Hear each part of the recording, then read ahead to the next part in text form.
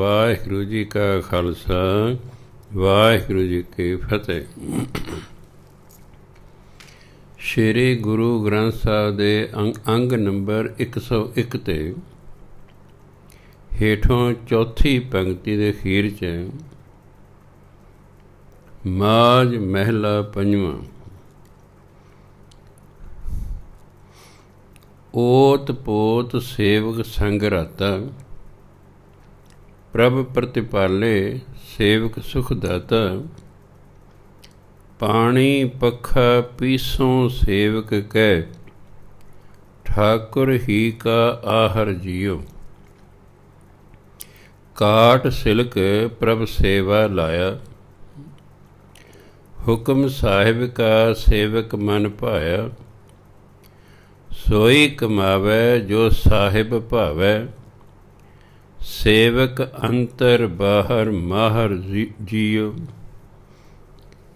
ਤੂੰ ਦਾਨਾ ਠਾਕੁਰ ਸਭਿਦ ਜਾਣੈ, ਠਾਕੁਰ ਕੇ ਸੇਵਕ ਹਰ ਰੰਗ ਮਾਣੈ। ਜੋ ਕੁਛ ਠਾਕੁਰ ਕਾ ਸੋ ਸੇਵਕ, ਸੇਵਕ ਠਾਕੁਰ ਹੀ ਸੰਗ ਜ਼ਾਹਰ ਜੀਓ। ਜ਼ਾਹਰ ਫਾਰਸੀ ਦਾ ਸ਼ਬਦ, ਇਹਨੂੰ ਜ਼ਾਹਰ ਨਹੀਂ ਪੜ੍ਹਨਾ।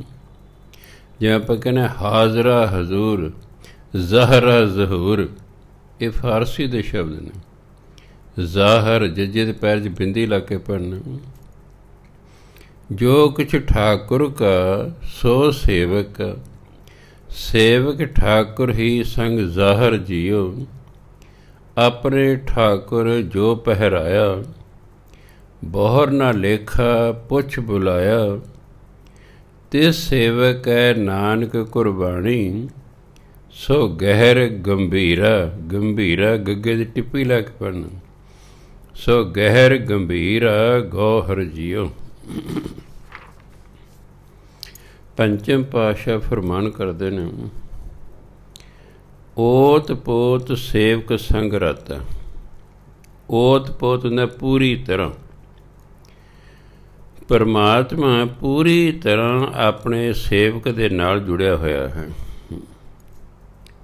ਪਰਮਾਤਮਾ ਪੂਰੀ ਤਰ੍ਹਾਂ ਸੇਵਕ ਦੇ ਨਾਲ ਜੁੜਿਆ ਹੋਇਆ। ਪ੍ਰਭ ਪ੍ਰਤਿਪਾਲੇ ਸੇਵਕ ਸੁਖ ਦਾਤਾ। ਪਰਮਾਤਮਾ ਸੁਖ ਦਾਤਾ ਹੈ, ਸੁੱਖਾਂ ਦਾ ਦਾਤਾ ਹੈ। ਉਹ ਆਪਣੇ ਸੇਵਕ ਦੀ ਬੜੀ ਚੰਗੀ ਤਰ੍ਹਾਂ ਪਾਲਣਾ ਪੋਸ਼ਣਾ ਕਰਦਾ ਹੈ।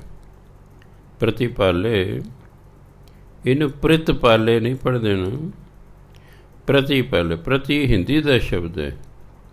ਪ੍ਰਤੀ ਹੁੰਦਾ ਚੰਗੀ ਤਰ੍ਹਾਂ, ਪਾਲੇ ਪਾਲਦਾ ਹੈ। ਪਰਮਾਤਮਾ ਸੁੱਖਾਂ ਦਾ ਦਾਤਾ ਹੈ ਅਤੇ ਆਪਣੇ ਸੇਵਕ ਨੂੰ ਬਹੁਤ ਅੱਛੀ ਤਰ੍ਹਾਂ ਪਾਲਦਾ ਹੈ। ਕਹਿੰਦੇ ਮੇਰਾ ਜੀ ਕਰਦਾ ਪਾਣੀ ਪੱਖਾ ਪੀਸੋਂ ਸਾਹਿਬ ਕੈ,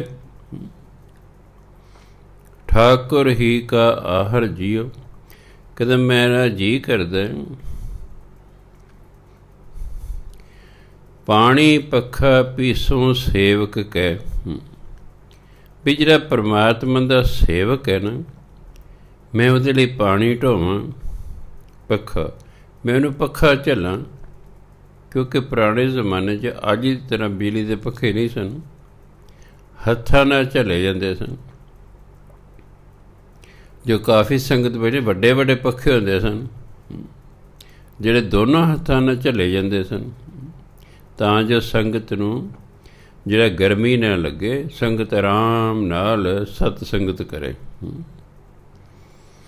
ਕਹਿੰਦੇ ਮੇਰਾ ਜੀ ਕਰਦਾ ਹੈ ਕਿ ਮੈਂ ਸੇਵਕ ਲਈ ਪਾਣੀ ਢੋਵਾਂ, ਸੇਵਕ ਨੂੰ ਪੱਖਾ ਝੱਲਾਂ, ਪੀਸੋ ਅਤੇ ਸੇਵਕ ਦੇ ਦਾਣੇ ਪੀਹਾਂ। ਠਾਕੁਰ ਹੀ ਕਾ ਆਹਰ ਜੀਓ। ਆਹਰ ਮੇਰੇ ਕੰਮ, ਅਤੇ ਪਰਮਾਤਮਾ ਦਾ ਕੰਮ ਕਰਾਂ। ਅਤੇ ਪਰਮਾਤਮਾ ਦਾ ਕੰਮ ਹੈ ਉਹਦਾ ਨਾਮ ਜਪਣਾ। ਅਤੇ ਮੈਂ ਪਰਮਾਤਮਾ ਦਾ ਕੰਮ ਕਰਾਂ, ਭਾਵ ਪਰਮਾਤਮਾ ਦਾ ਨਾਮ ਜਪਾਂ। ਜਿਹੜੇ ਪਰਮਾਤਮਾ ਦੇ ਸੇਵਕ ਨੇ, ਕਹਿੰਦੇ ਉਹਨਾਂ ਦੀ ਮੈਂ ਸੇਵਾ ਕਰਾਂ ਅਤੇ ਨਾਲ ਪਰਮਾਤਮਾ ਦਾ ਨਾਮ ਜਪਾਂ।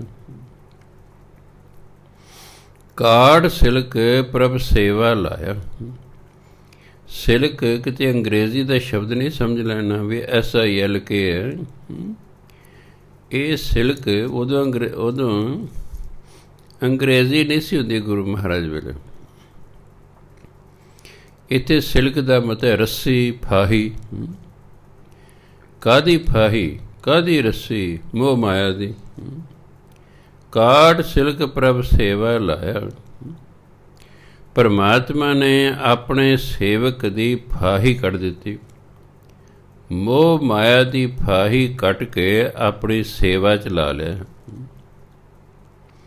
ਹੁਕਮ ਸਾਹਿਬ ਕਾ ਸੇਵਕ ਮਨ ਭਾਇਆ। ਪਰਮਾਤਮਾ ਜਿਹੜਾ ਹੁਕਮ ਹੈ ਉਹ ਸੇਵਕ ਦੇ ਮਨ ਨੂੰ ਚੰਗਾ ਲੱਗਾ।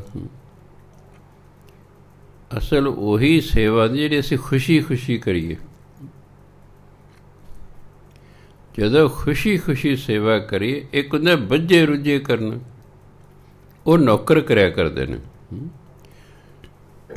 ਸੇਵਾਦਾਰ ਜਿਹੜੇ ਹੁੰਦੇ ਨੇ ਉਹਨਾਂ ਨੂੰ ਕੋਈ ਤਨਖਾਹ ਨਹੀਂ ਲੈਣੀ ਹੁੰਦੀ।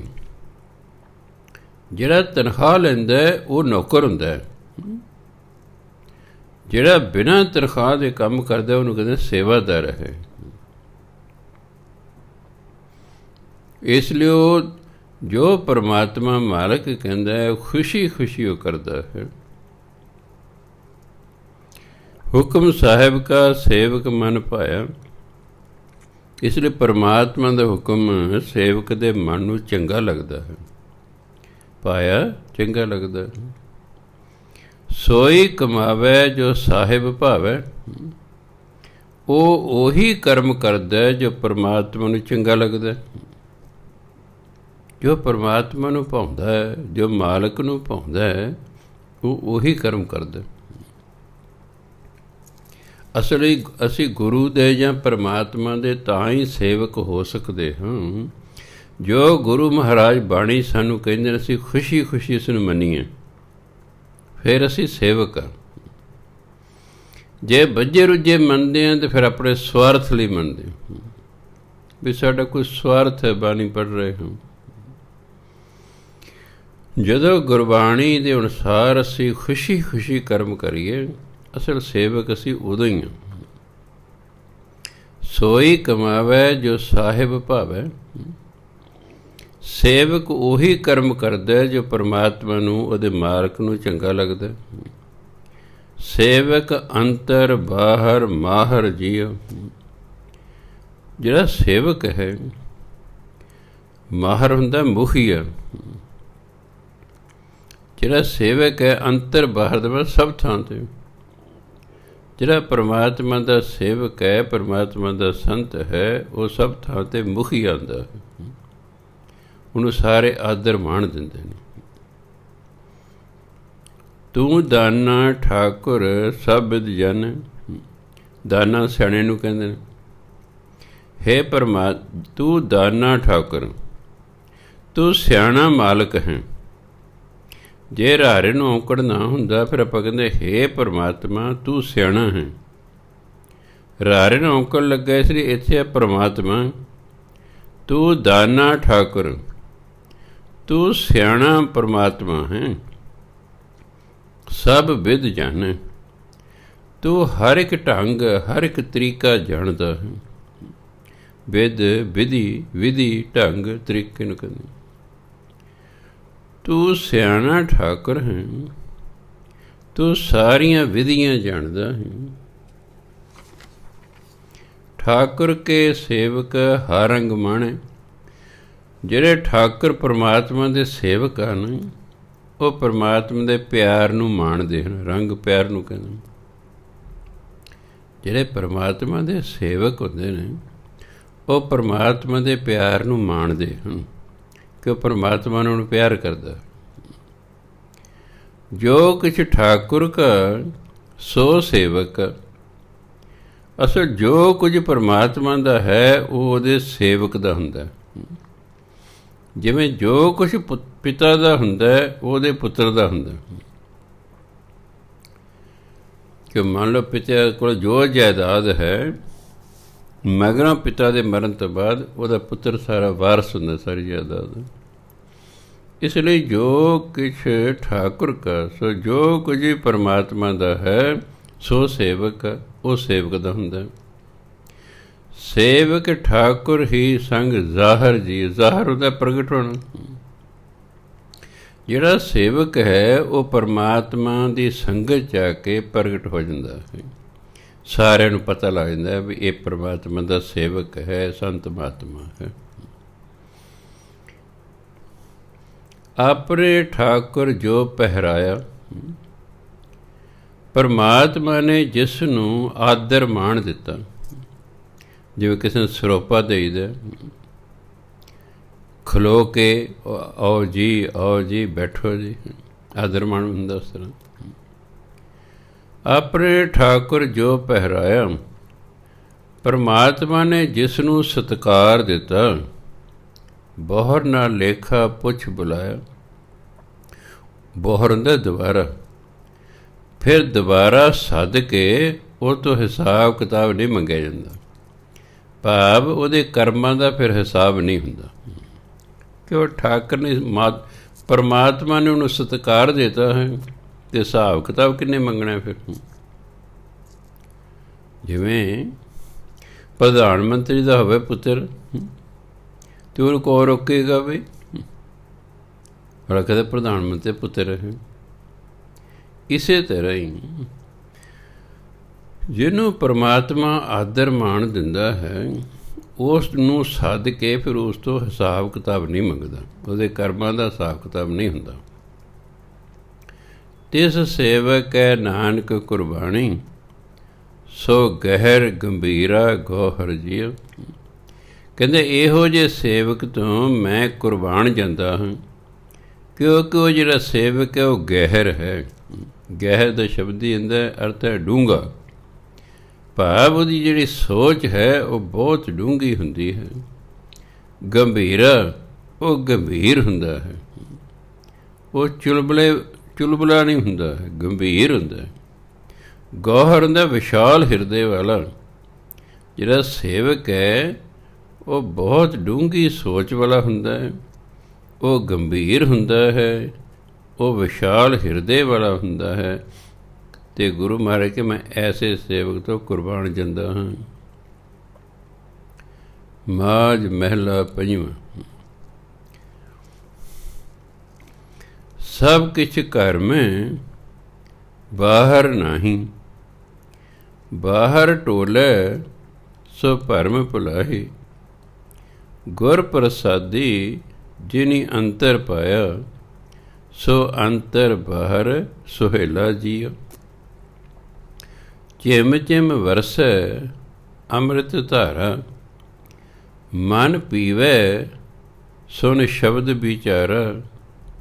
ਆਨੰਦ, ਇਹਨੂੰ ਆਨੰਦ ਪੜ੍ਹਨਾ।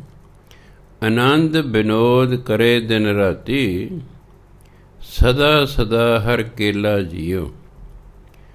ਜਨਮ ਜਨਮ ਕਾ ਵਿਛੜਿਆ ਮਿਲਿਆ, ਸਾਧ ਕਿਰਪਾ। ਜਦੋਂ ਪੈਰ 'ਚ ਰਾਰਾ ਹੋਵੇ ਫਿਰ ਇਹ ਹਿੰਦੀ ਦਾ ਸ਼ਬਦ ਹੁੰਦਾ, ਫਿਰ ਇਹਦਾ ਉਚਾਰਨ ਹੈ ਕਿਰਪਾ। ਜਦੋਂ ਰਾਰਾ ਪੂਰਾ ਹੋਵੇ ਫਿਰ ਇਹ ਪੰਜਾਬੀ ਦਾ ਸ਼ਬਦ ਹੁੰਦਾ, ਫਿਰ ਉਚਾਰਨ ਹੁੰਦਾ ਕਿਰਪਾ। ਸਾਧ ਕਿਰਪਾ ਤੇ ਸੂਕਾ ਹਰਿਆ, ਸੁਮਤ ਪਾਈ। ਇਹਨੂੰ ਸੁਮਤ ਨਹੀਂ ਪੜ੍ਹਨਾ, ਮੱਤ ਹੁੰਦੀ ਹੈ। ਸੁਮਤ ਚੰਗੀ ਮੱਤ, ਮੰਮੇ ਤੇ ਅਧਿਕ ਲਾ ਕੇ ਬੋਲਣਾ। ਸੁਮਤ ਪਾਏ ਨਾਮ ਧਿਆਏ, ਗੁਰਮੁਖ ਹੋਏ ਮੇਲਾ ਜੀਓ। ਜਲ ਤਰੰਗ ਜਿਉਂ ਜਲਹਿ ਸਮਾਇਆ, ਤਿਉਂ ਜੋਤੀ ਸੰਗ ਜੋਤ ਮਿਲਾਇਆ। ਕਹੋ ਨਾਨਕ ਭਰਮ ਕਟੇ ਕਿਵਾੜਾ। ਜੇ ਪੂਰਾ ਰਾਰਾ ਹੋਵੇ ਫਿਰ ਉਹ ਪੰਜਾਬੀ ਦਾ ਹੁੰਦਾ, ਫਿਰ ਹੁੰਦਾ ਭਰਮ। ਜਦੋਂ ਹਿੰਦੀ ਦਾ ਹੋਏਗਾ ਫਿਰ ਪੈਰ 'ਚ ਰਾਰਾ ਹੋਏਗਾ, ਤੈਨੂੰ ਤੇਜ਼ੀ ਨਾਲ ਬੋਲਣਾ ਭਰਮ। ਕਹੋ ਨਾਨਕ ਭਰਮ ਕਟੇ ਕਿਵਾੜਾ, ਬੋਹੜ ਨਾ ਹੋਈਏ ਜੌਲਾਂ ਜੀਓ। ਧਿਆਨ ਦੇਣਾ, ਇਹ ਜਿਹੜਾ ਜੌਲਾ ਸ਼ਬਦ ਹੈ ਇਹ ਅਰਬੀ ਦਾ ਵੀ ਹੈ ਅਤੇ ਫਾਰਸੀ ਦਾ ਵੀ ਹੈ। ਅਰਬੀ 'ਚ ਇਹਦਾ ਉਚਾਰਨ ਹੈ ਜੂਲਾਨ, ਜੂਲਾਂ। ਅਰਬੀ ਭਾਸ਼ਾ 'ਚ ਇਹਦਾ ਉਚਾਰਨ ਹੈ ਜੂਲਾਂ, ਫਾਰਸੀ 'ਚ ਇਹਦਾ ਉਚਾਰਨ ਹੈ ਜੌਲਾਂ, ਜੌਲਾਨ, ਜੌਲਾਂ। ਅਰਬੀ 'ਚ ਜੂਲਾਨ ਭਾਵ ਜੂਲਾਂ, ਫਾਰਸੀ 'ਚ ਜੌਲਾਨ ਭਾਵ ਜੌਲਾਂ। ਕਿਉਂਕਿ ਫਾਰਸੀ ਦਾ ਨਿਯਮ ਹੈ, ਫਾਰਸੀ ਦਾ, ਕਿ ਕਈ ਵਾਰੀ ਜਿਹੜਾ ਮਗਰਲਾ ਨੰਨਾ ਹੈ ਉਹ ਕੱਟ ਦਿੱਤਾ ਜਾਂਦਾ ਹੈ ਅਤੇ ਉਹਦੇ ਪਹਿਲੇ ਅੱਖਰ ਨੂੰ, ਕੰਨੇ ਨੂੰ ਬਿੰਦੀ ਲਾ ਦਿੰਦੇ ਆ। ਜਿਵੇਂ ਮਹਾਨ ਸ਼ਬਦ ਹੈ, ਨੰਨਾ ਕੱਟ ਦਿੰਦੇ ਨੇ, ਮਹਾਂ ਪਾਉਂਦੇ, ਮਹਾਰਾਜਾ। ਮਹਾਨ ਅਤੇ ਮਹਾਂ ਦਾ ਇੱਕੋ ਹੀ ਅਰਥ ਹੈ। ਮਹਾਨ ਪੂਰਾ ਸ਼ਬਦ ਹੈ, ਮਹਾਂ ਸੰਖੇਪ ਰੂਪ ਹੈ, ਅਰਥ ਇੱਕੋ ਹੈ। ਜਹਾਨ ਪੂਰਾ ਸ਼ਬਦ ਹੈ, ਜਹਾਂ ਇਹ ਜਿਹੜਾ ਸੰਖੇਪ ਰੂਪ ਹੈ। ਜਹਾਂ ਅਤੇ ਜਹਾਨ ਅਰਥ ਇੱਕੋ ਹੈ, ਸਿਰਫ ਜਹਾਨ ਦਾ ਜਿਹੜਾ ਸੰਖੇਪ ਰੂਪ ਹੈ ਜਹਾਂ। ਸਾਰੇ ਜਹਾਂ ਸੇ ਅੱਛਾ ਹਿੰਦੁਸਤਾਨ ਹਮਾਰਾ। ਜਹਾਂ ਮੈਨੇ ਜਹਾਨ, ਸੰਸਾਰ। ਇਸੇ ਤਰ੍ਹਾਂ ਇਹ ਜਿਹੜਾ ਹੈ ਇਹ ਅਸਲ ਉਚਾਰਨ ਦਾ ਜੌਲਾਂ। ਅਰਬੀ ਦੇ ਵਿੱਚ ਜਿਹੜਾ ਜੌਲਾਂ ਅਰਥ ਹੈ, ਸ਼ਬਦ ਹੈ, ਉਹਦਾ ਅਰਥ ਹੈ ਭਟਕਣਾ, ਫਿਰਨਾ, ਘੁੰਮਣਾ ਫਿਰਨਾ। ਜਿਹੜਾ ਫਾਰਸੀ ਜੌਲਾਂ ਹੈ ਉਹਦਾ ਅਰਥ ਹੈ ਅੱਡ ਹੋਣਾ। ਇੱਥੇ ਫਾਰਸੀ ਦਾ ਹੈ ਜੌਲਾਂ, ਇਸ ਲਈ ਇਹਨੂੰ ਜੌਲਾ ਨਹੀਂ ਪੜ੍ਹਨਾ। ਇਹ ਫਾਰਸੀ ਦਾ ਸ਼ਬਦ ਹੈ, ਇਹ ਪੜ੍ਹਨਾ ਬਹੁੜਨਾ ਹੋਈਏ ਜੌਲਾਂ ਜੀਓ। ਸੋ ਪੰਚਮ ਪਾਤਸ਼ਾਹ ਕਹਿੰਦੇ ਸਭ ਕਿਛ ਘਰ ਮੈਂ ਬਾਹਰ ਨਹੀਂ। ਸਾਰਾ ਕੁਝ ਕਹਿੰਦੇ ਅੰਦਰ ਹੀ ਹੈ। ਘਰ ਭਾਵ ਅੰਦਰ ਹੈ ਸਾਡੇ, ਬਾਹਰ ਨਹੀਂ, ਬਾਹਰ ਨਹੀਂ ਹੈ। ਭਾਵ ਪਰਮਾਤਮਾ ਸਾਡੇ ਅੰਦਰ ਹੈ, ਬਾਹਰ ਨਹੀਂ ਹੈ। ਬਾਹਰ ਟੋਲੇ ਸੋ ਭਰਮ ਭੁਲਾਹੀ। ਜਿਹੜਾ ਪਰਮਾਤਮਾ ਨੂੰ ਬਾਹਰ ਲੱਭਦਾ ਨਾ, ਉਹ ਤਾਂ ਸਮਝੇ ਭਰਮ ਕਾਰਨ ਭੁੱਲਿਆ ਹੋਇਆ ਹੈ। ਉਹ ਭਰਮ ਵਿੱਚ ਪੈ ਕੇ ਭੁੱਲਿਆ ਹੋਇਆ। ਪਹਿਲਾਂ ਇਹੀ ਸਮਝਦੇ ਸੀ ਲੋਕ ਵੀ ਪਰਮਾਤਮਾ ਕਿਤੇ ਬਾਹਰ ਹੈ, ਇਸ ਲਈ ਘਰ-ਬਾਰ ਛੱਡ ਜਾਂਦੇ ਸਨ, ਜੰਗਲਾਂ ਚਲੇ ਜਾਂਦੇ ਸਨ, ਕੋਈ ਪਹਾੜਾਂ 'ਤੇ ਚਲਿਆ ਜਾਂਦਾ ਸੀ। ਇਹ ਤਾਂ ਭਗਤ ਆਏ 16ਵੀਂ ਸਦੀ, 15ਵੀਂ ਸਦੀ, 14ਵੀਂ ਸਦੀ ਭਾਰਤ 'ਚ। ਫਿਰ ਗੁਰੂ ਮਹਾਰਾਜ ਆਏ, ਉਹਨਾਂ ਨੇ ਫਿਰ ਸੰਸਾਰ ਨੂੰ ਦੱਸਿਆ ਕਿ ਪਰਮਾਤਮਾ ਬਾਹਰ ਨਹੀਂ ਹੈ, ਪਰਮਾਤਮਾ ਸਾਡੇ ਅੰਦਰ ਹੈ। ਉਹਨੂੰ ਅੰਦਰੋਂ ਹੀ ਲੱਭਣਾ। ਘਰ-ਬਾਰ ਛੱਡਣ ਦੀ ਲੋੜ ਨਹੀਂ, ਭਟਕਣ ਦੀ ਲੋੜ ਨਹੀਂ, ਜੰਗਲਾਂ ਜਾਣ ਦੀ ਲੋੜ ਨਹੀਂ, ਪਹਾੜਾਂ ਦੀ ਕੰਦਰਾਂ 'ਚ ਬੈਠਣ ਦੀ ਲੋੜ ਨਹੀਂ, ਕੋਈ ਭੁੱਖੇ ਪਿਆਸੇ ਰਹਿਣ ਦੀ ਲੋੜ ਨਹੀਂ, ਕਿਸੇ ਤਪੱਸਿਆ ਦੀ ਲੋੜ ਨਹੀਂ। ਲੋੜ ਹੈ ਕਿਉਂਕਿ ਪਰਮਾਤਮਾ ਅੰਦਰ ਹੈ, ਉਹਨੂੰ ਅੰਦਰੋਂ ਹੀ ਪ੍ਰਗਟ ਕਰਨਾ ਹੈ। ਉਹ ਗੁਰੂ ਦੇ ਦਿੱਤੇ ਸ਼ਬਦ ਰਾਹੀਂ ਪ੍ਰਗਟ ਹੁੰਦਾ ਹੈ। ਅਤੇ ਗੁਰੂ ਮਹਾਰਾਜ ਦਿੰਦੇ ਗੁਰਮੰਤਰ। ਗੁਰਮੰਤਰ ਦਾ ਜਾਪ ਕਰਦੇ ਰਹਿਣਾ, ਕਰਦੇ ਰਹਿਣਾ, ਕਰਦੇ ਰਹਿਣਾ, ਕਰਦੇ ਰਹਿਣਾ। ਗੁਰਮੰਤਰ ਨੇ ਦੋ ਕੰਮ ਕਰਨੇ ਨੇ। ਜੋ ਸਾਡੇ ਅੰਦਰ ਜਨਮਾਂ ਜਨਮਾਂਤਰਾਂ ਦੀ ਮਾੜੇ ਕਰਮਾਂ ਦੀ ਮੈਲ ਲੱਗੀ ਹੈ ਨਾ, ਪਾਪ ਕਰਮਾਂ ਦੀ, ਮਾੜੇ ਕਰਮ ਮਨ ਨੂੰ ਲੱਗੀ ਮੈਲ, ਇਸ ਗੁਰਮੰਤਰ ਨੇ ਉਸ ਮੈਲ ਨੂੰ ਧੋਣਾ ਹੈ।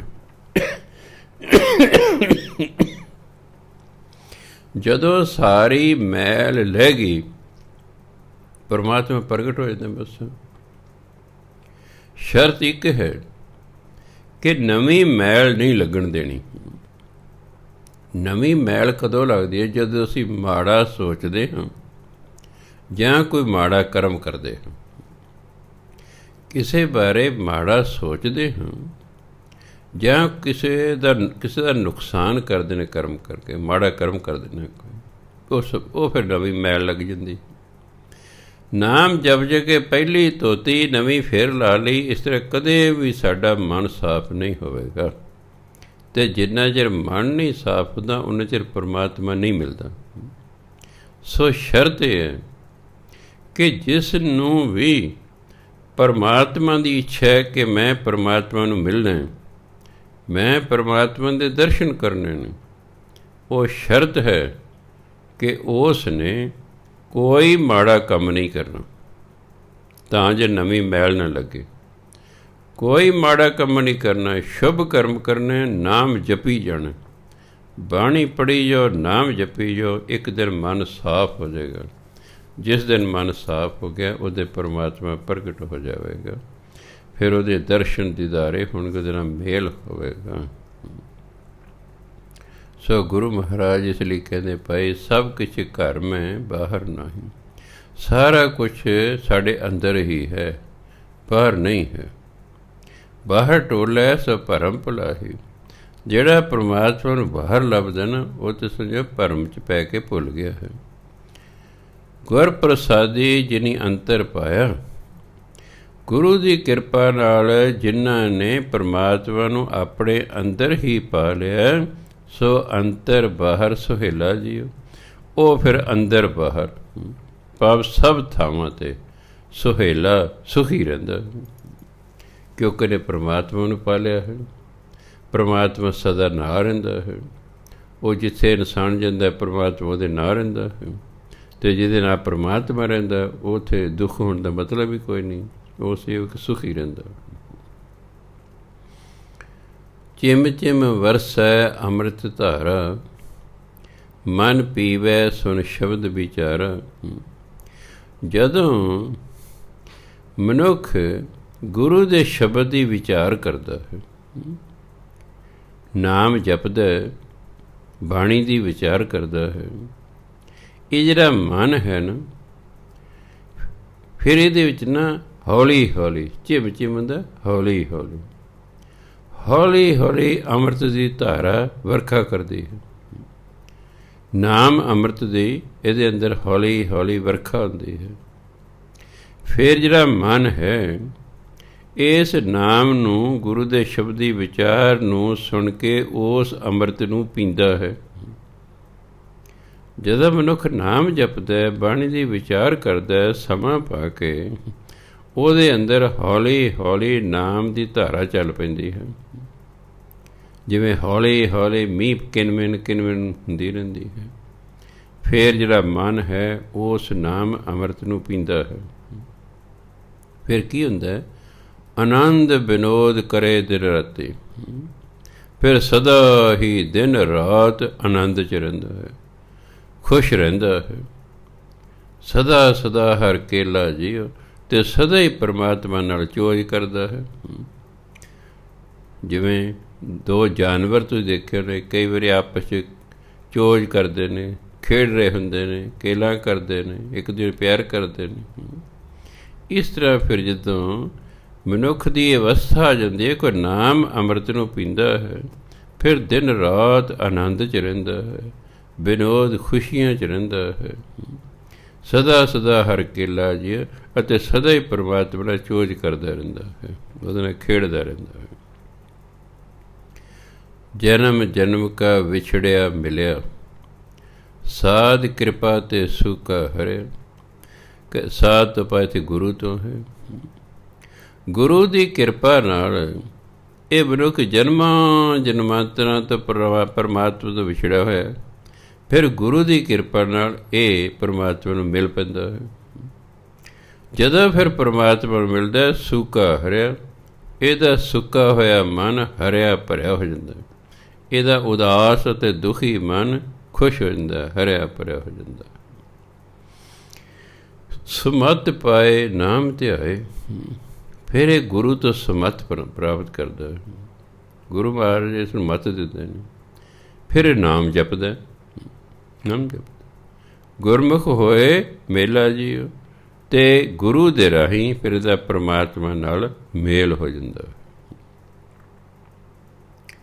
ਜਲ ਤਰੰਗ ਜੋ ਜਲਹਿ ਸਮਾਇਆ, ਜਲ ਤਰੰਗ ਪਾਣੀ ਦੀ ਲਹਿਰ, ਪਾਣੀ ਜਿਹੜੀ ਤਰੰਗ ਹੈ, ਲਹਿਰ ਹੈ, ਜੋ ਜਲਹਿ ਸਮਾਇਆ, ਜਲਹਿ ਹੁੰਦਾ ਪਾਣੀ ਵਿੱਚ, ਪਾਣੀ ਦੀ ਤਰੰਗ, ਪਾਣੀ ਦੀ ਲਹਿਰ ਪਾਣੀ ਦੇ ਵਿੱਚ ਹੀ ਸਮਾ ਜਾਂਦੀ ਹੈ, ਉਸ ਤੋਂ ਅੱਡ ਨਹੀਂ ਹੁੰਦੇ। ਛੱਪੜ ਦਾ ਪਾਣੀ ਹੈ, ਸਮੁੰਦਰ ਦਾ ਪਾਣੀ ਹੈ, ਵੱਡੀਆਂ ਵੱਡੀਆਂ ਲਹਿਰਾਂ ਉੱਠਦੀਆਂ ਨੇ, ਪਰ ਰਹਿੰਦੀਆਂ ਸਮੁੰਦਰ ਦੇ ਵਿੱਚ ਹੀ ਨੇ। ਜਿਵੇਂ ਜਲ ਤਰੰਗ ਹੈ, ਉਹ ਪਾਣੀ ਦੇ ਵਿੱਚ ਹੀ ਰਹਿੰਦੀ ਹੈ, ਅਤੇ ਉਹ ਜੋਤੀ ਸੰਗ ਜੋਤ ਮਿਲਾਇਆ। ਇਸ ਤਰ੍ਹਾਂ ਜੀਵ ਦੀ ਜਿਹੜੀ ਜੋਤੀ ਹੈ, ਇਹ ਪਰਮਾਤਮਾ ਦੀ ਜੋਤ ਨਾਲ ਮਿਲ ਜਾਂਦੀ ਹੈ। ਜਿਵੇਂ ਜਲ ਦੀ ਲਹਿਰ ਹੈ, ਉਹ ਜਲ ਦੇ ਵਿੱਚ ਹੀ ਰਲ ਜਾਂਦੀ ਹੈ, ਇਸ ਤਰ੍ਹਾਂ ਇਨਸਾਨ ਦੀ ਜੋਤ ਪਰਮਾਤਮਾ ਦੀ ਜੋਤ ਵਿੱਚ ਰਲ ਜਾਂਦੀ ਹੈ। ਕਹੋ ਨਾਨਕ ਭ੍ਰਮ ਕਟੇ ਕਿਵਾੜਾ, ਕਿਵਾੜ ਦਰਵਾਜ਼ੇ ਨੂੰ ਕਹਿੰਦੇ ਨੇ। ਜਦੋਂ ਪਰਮਾਤਮਾ ਜਾਂ ਗੁਰੂ ਮਹਾਰਾਜ ਕਿਸੇ ਇਨਸਾਨ ਦੇ ਭਰਮ ਦੇ ਪਰਦੇ ਕੱਟ ਦਿੰਦਾ ਹੈ, ਪਾਪ ਭਰਮ ਦੂਰ ਕਰ ਦਿੰਦਾ ਹੈ, ਫਿਰ ਕਿਤੇ ਬਹੁੜ ਨਾ ਹੋਈਏ ਜੌਲਾ ਜੀ, ਫਿਰ ਜਿਹੜਾ ਹੈ ਮੁੜ ਕੇ ਮਨੁੱਖ ਪਰਮਾਤਮਾ ਤੋਂ ਅਲੱਗ ਨਹੀਂ ਹੁੰਦਾ। ਇੱਥੇ ਜੌਲਣਾ ਅੱਡ ਹੋਣਾ, ਇਹ ਫਾਰਸੀ ਦਾ ਸ਼ਬਦ ਹੈ, ਅੱਡ ਹੋਣਾ। ਜੇ ਅਰਬੀ ਦਾ ਹੁੰਦਾ ਫਿਰ ਕਹਿੰਦੇ ਮੁੜ ਕੇ ਭਟਕਦਾ ਨਹੀਂ ਹੈ, ਮੁੜ ਕੇ ਫਿਰ ਭਟਕਦਾ ਨਹੀਂ, ਕਿਉਂਕਿ ਗੁਰੂ ਨੇ ਇਹਦੇ ਭਰਮ ਦੇ ਪਰਦੇ ਕੱਟਤੇ, ਕਵਾੜ ਕੱਟਤੇ, ਦਰਵਾਜ਼ੇ ਕੱਟਤੇ ਭਰਮ ਦੇ, ਅਤੇ ਮੁੜ ਕੇ ਫਿਰ ਇਹ ਪਰਮਾਤਮਾ ਤੋਂ ਅੱਡ ਨਹੀਂ ਹੁੰਦਾ। ਇੱਥੇ ਜੌਲਣ ਦਾ ਮਤਲਬ ਅੱਡ ਹੋਣਾ, ਪਰਮਾਤਮਾ ਨਾਲ ਫਿਰ ਉਹਦਾ ਮੇਲ ਹੋ ਜਾਂਦਾ। ਬਸ ਇੱਕ ਵਾਰੀ ਪਰਮਾਤਮਾ ਨਾਲ ਮੇਲ ਹੋ ਜਾਏ ਮਨੁੱਖ ਦਾ, ਫਿਰ ਕਦੇ ਵੀ ਮਨੁੱਖ ਪਰਮਾਤਮਾ ਤੋਂ ਅੱਡ ਨਹੀਂ ਹੁੰਦਾ। ਕਿਉਂ? ਜਿਵੇਂ ਮੇਲਾ ਹੈ, ਪਿਤਾ ਅਤੇ ਛੋਟਾ ਪੁੱਤਰ ਮੇਲਾ ਵੇਖਣ ਜਾ ਰਹੇ ਨੇ, ਜੇ ਤੇ ਪੁੱਤਰ ਪਿਤਾ ਦੀ ਉਂਗਲੀ ਫੜ ਲਏ ਤਾਂ ਪੁੱਤਰ ਮੇਲੇ ਦੀ ਰੌਣਕ ਵੇਖ ਕੇ ਪਿਤਾ ਦੀ ਉਂਗਲੀ ਨੂੰ ਛੱਡ ਸਕਦਾ ਹੈ। ਜਿਵੇਂ ਅਸੀਂ ਸੰਸਾਰ 'ਚ ਆ ਕੇ ਆਪਣੇ ਪ੍ਰਭੂ ਪਿਤਾ ਦੀ ਉਂਗਲੀ ਛੱਡ ਦਿੱਤੀ ਹੈ, ਅਸੀਂ ਉਸ ਤੋਂ ਅੱਡ ਹੋ ਗਏ ਹਾਂ, ਇਸ ਲਈ ਅਸੀਂ ਭਟਕ ਰਹੇ ਹਾਂ। ਜਦੋਂ ਪਰਮਾਤਮਾ ਨਾਲ ਮੇਲ ਹੈ, ਫਿਰ ਪਰਮਾਤਮਾ ਸਾਡੀ ਬਾਂਹ ਫੜ ਲੈਂਦਾ, ਫਿਰ ਉਹ ਛੱਡਦਾ ਨਹੀਂ, ਫਿਰ ਉਹ ਛੱਡਦਾ ਨਹੀਂ ਹੈ, ਕਿਉਂਕਿ ਜਿਹਦੀ ਬਾਂਹ ਪਰਮਾਤਮਾ ਫੜ ਲਿਓ, ਉਹਨੇ ਫਿਰ ਕਿੱਥੇ ਜਾਣਾ, ਫਿਰ ਉਹ ਅੱਡ ਨਹੀਂ ਹੁੰਦਾ। ਮਹਿਲਾ ਮਾਝ ਮਹਿਲਾ ਪੰਜਵਾਂ।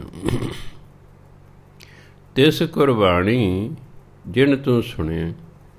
ਇਹ ਮੈਂ ਪਹਿਲਾਂ ਇਸ ਲਈ ਪੜ੍ਹਦਾ, ਮੈਂ ਕਈ ਵਾਰੀ ਕਹਿਣਾ ਹੁੰਦਾ ਕਿ ਭਾਈ ਜੇ ਤੁਸੀਂ ਕਥਾ ਸੁਣਨੀ ਹੈ, ਆਪਣੀ ਪੋਥੀ ਲਿਆ ਕਰੋ, ਘਰ 'ਚ 2 ਸਟੈਂਡ ਰੱਖੋ, ਇੱਕ ਸਟੈਂਡ 'ਤੇ ਪੋਥੀ ਰੱਖੋ। ਜੇ 2 ਨੇ ਘਰ ਤੋਂ ਇੱਕ ਸਟੈਂਡ 'ਤੇ ਪੋਥੀ ਤੁਹਾਡੇ ਕੋਲ ਹੋਣੀ ਚਾਹੀਦੀ ਹੈ।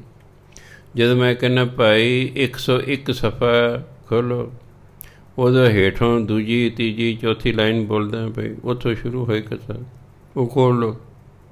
ਫਿਰ ਮੈਂ ਪਹਿਲਾਂ ਪੜ੍ਹਦਾ, ਤਾਂ ਜੋ ਜਿਹਨੂੰ ਪਾਠ ਸ਼ੁੱਧ ਨਹੀਂ ਵੀ ਆਉਂਦਾ, ਉਹ ਧਿਆਨ ਨਾਲ ਸੁਣੀ ਜਾਵੇ ਵੀ ਇਸ ਨੂੰ ਕੀ ਪੜ੍ਹਿਆ ਜਾ ਰਿਹਾ ਹੈ, ਉਹਦਾ ਪਾਠ ਸ਼ੁੱਧ ਹੋ ਜਾਏ। ਦੂਰਾ ਫਾਇਦਾ ਹੋਏਗਾ, ਇੱਕ ਤਾਂ ਤੁਹਾਡਾ ਪਾਠ ਸ਼ੁੱਧ ਹੋ ਜਾਏਗਾ, ਦੂਸਰਾ ਤੁਹਾਨੂੰ ਇਹਦੇ ਅਰਥ ਆ ਜਾਣਗੇ। ਜਦੋਂ ਕਿਸੇ ਬੰਦੇ ਦਾ ਪਾਠ ਸ਼ੁੱਧ ਹੋ ਜਾਏ ਅਤੇ ਉਹਨੂੰ ਅਰਥ ਆ ਜਾਣਾ, ਫਿਰ ਬਾਣੀ ਪੜ੍ਹਨ ਦਾ ਆਨੰਦ ਹੀ ਹੋਰ ਹੁੰਦਾ ਹੈ। ਸੋ ਮੈਂ ਤਾਂ ਪੜ੍ਹਦਾ, ਪਹਿਲਾਂ ਪੂਰਾ ਪਹਿਰਾ ਪੜ੍ਹਦਾ, ਸ਼ਬਦ ਪੜ੍ਹਦਾ, ਤਾਂ ਜੋ ਤੁਹਾਡਾ ਪਾਠ ਸ਼ੁੱਧ ਹੋ ਜਾਵੇ। ਹੁਣ ਹਿੰਮਤ ਹੈ ਤੁਸੀਂ ਕਰਨੇ, ਤੁਹਾਡੀਆਂ ਪੋਥੀਆਂ ਘਰਾਂ ਜਾ ਕੇ ਮੈਂ ਨਹੀਂ ਖੋਲ੍ਹਣੀਆਂ। ਪੋਥੀਆਂ ਆਮ ਲੋਕਾਂ ਕੋਲ ਹੈਗੀਆਂ, ਖਾਸ ਕਰਕੇ ਮੇਰੇ ਤੋਂ ਜਿਨ੍ਹਾਂ ਨੇ ਸੰਥਿਆ ਲਈ, ਉਹਨਾਂ ਦੇ ਘਰਾਂ 'ਚ ਪੋਥੀਆਂ ਨੇ। ਜਦੋਂ ਵੀ ਉਹਨਾਂ ਨੇ ਕਥਾ ਸੁਣਨੀ, ਫਰਕ ਉਹਨਾਂ ਨੂੰ ਇਸ ਵੇਲੇ ਟਾਈਮ ਨਹੀਂ ਹੈ, ਇਹ YouTube 'ਤੇ ਕਥਾ ਚਲੀ ਜਾਏਗੀ, ਅਗਲੇ ਦਿਨ YouTube ਤੋਂ ਤੁਸੀਂ ਕਥਾ ਇਹ ਸੁਣ ਸਕਦੇ ਹੋ। ਉਦੋਂ ਆਪਣੀ ਪੋਥੀ ਖੋਲ੍ਹ ਕੇ ਬਹਿ ਜਾਓ ਅਤੇ ਨਾਲ ਜਿਹੜਾ ਹੈ ਇਹ ਪਾਠ ਸੁਣੋ ਅਤੇ ਦੇਖੋ ਵੀ ਕੀ ਲਿਖਿਆ ਹੋਇਆ ਹੈ ਅਤੇ ਕੀ ਬੋਲਿਆ ਜਾ ਰਿਹਾ ਹੈ, ਤਾਂ ਜੋ ਤੁਹਾਡਾ ਪਾਠ ਸ਼ੁੱਧ ਹੋ ਜਾਏ। ਸੋ ਪੰਚਮ ਪਾਤਸ਼ਾਹ ਕਹਿੰਦੇ, ਤਿਸ ਕੁਰਬਾਨੀ ਜਿਨ ਤੂੰ ਸੁਣਿਆ, ਤਿਸ ਬਲਿਹਾਰੀ ਜਿਨ ਰਸਨਾ ਭਣਿਆ।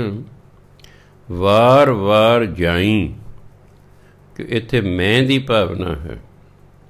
ਵਾਰ ਵਾਰ ਜਾਈ ਤਿਸ ਵਿਟੋਂ, ਵਿਟੋਂ ਆਹੇ ਤੇ ਟਿੱਪੀ ਲਾ ਕੇ ਬੋਲਣਾ। ਵਾਰ ਵਾਰ ਜਾਈ ਤਿਸ ਵਿਟੋਂ, ਜੋ ਮਨ ਤਨ ਤੁਧ ਅਰਾਧੇ ਜੀਓ। ਤਿਸ ਚਰਨ ਪਖਾਲੀ, ਇੱਥੇ ਮੈਂ ਦੀ ਭਾਵਨਾ।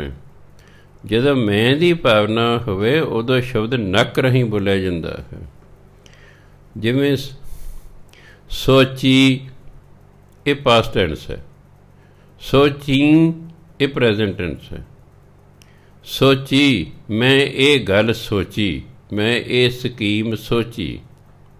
ਸੋਚੀ, ਮੈਂ ਇਹ ਗੱਲ ਸੋਚਦਾ ਹਾਂ, ਉਦੋਂ ਪ੍ਰੈਜ਼ੈਂਟ ਟੈਂਸ ਦਾ ਬਿੰਦੀ ਲਾ ਕੇ। ਜਦੋਂ ਪ੍ਰੈਜ਼ੈਂਟ ਟੈਂਸ 'ਚ ਗੱਲ ਹੋ ਰਹੀ ਹੈ, ਮੈਂ ਦੀ ਭਾਵਨਾ ਹੈ, ਉਦੋਂ ਫਿਰ ਬਿੰਦੀ ਲਾ ਕੇ ਪੜ੍ਹਨਾ।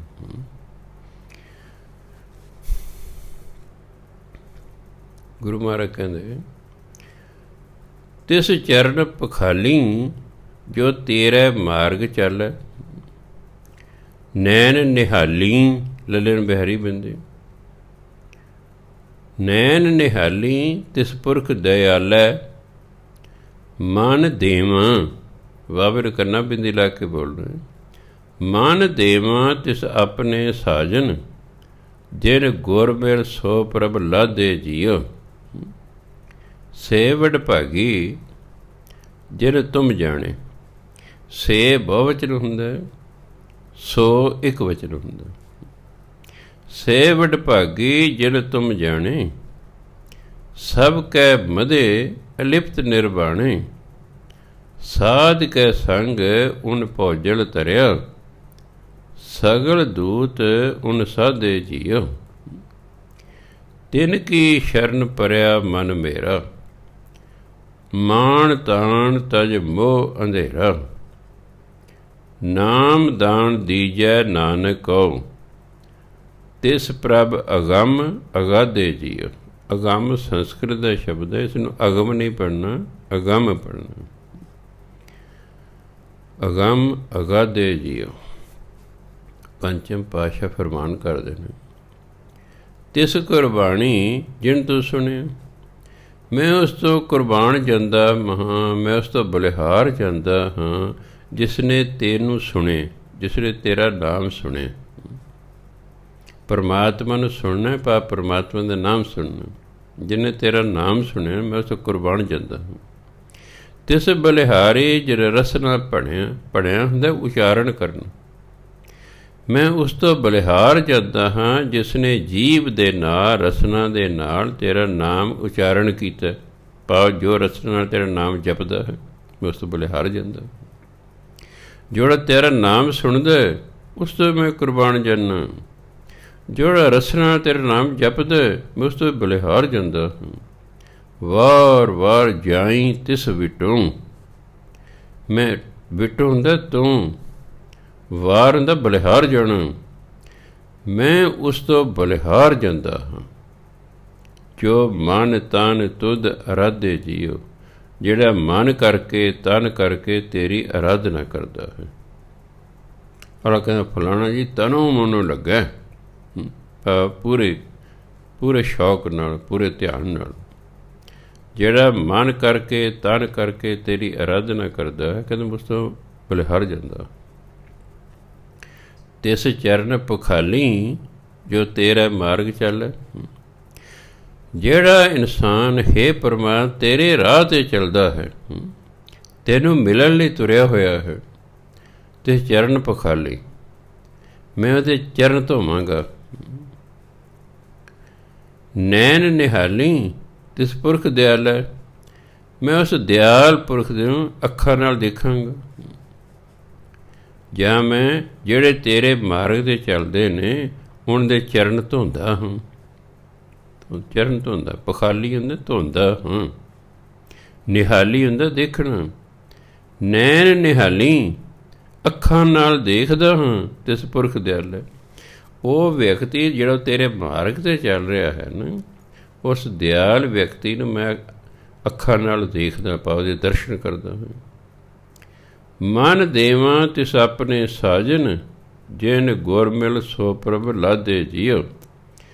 ਉਹ ਸੱਜਣ ਜਿਸ ਨੇ ਗੁਰੂ ਨਾਲ ਮਿਲ ਕੇ ਪਰਮਾਤਮਾ ਨੂੰ ਲੱਭ ਲਿਆ ਹੈ, ਲੱਭ ਲਿਆ ਹੈ, ਮੈਂ ਆਪਣਾ ਮਨ ਉਸ ਨੂੰ ਅਰਪਣ ਕਰਦਾ ਦੇਵਾਂ।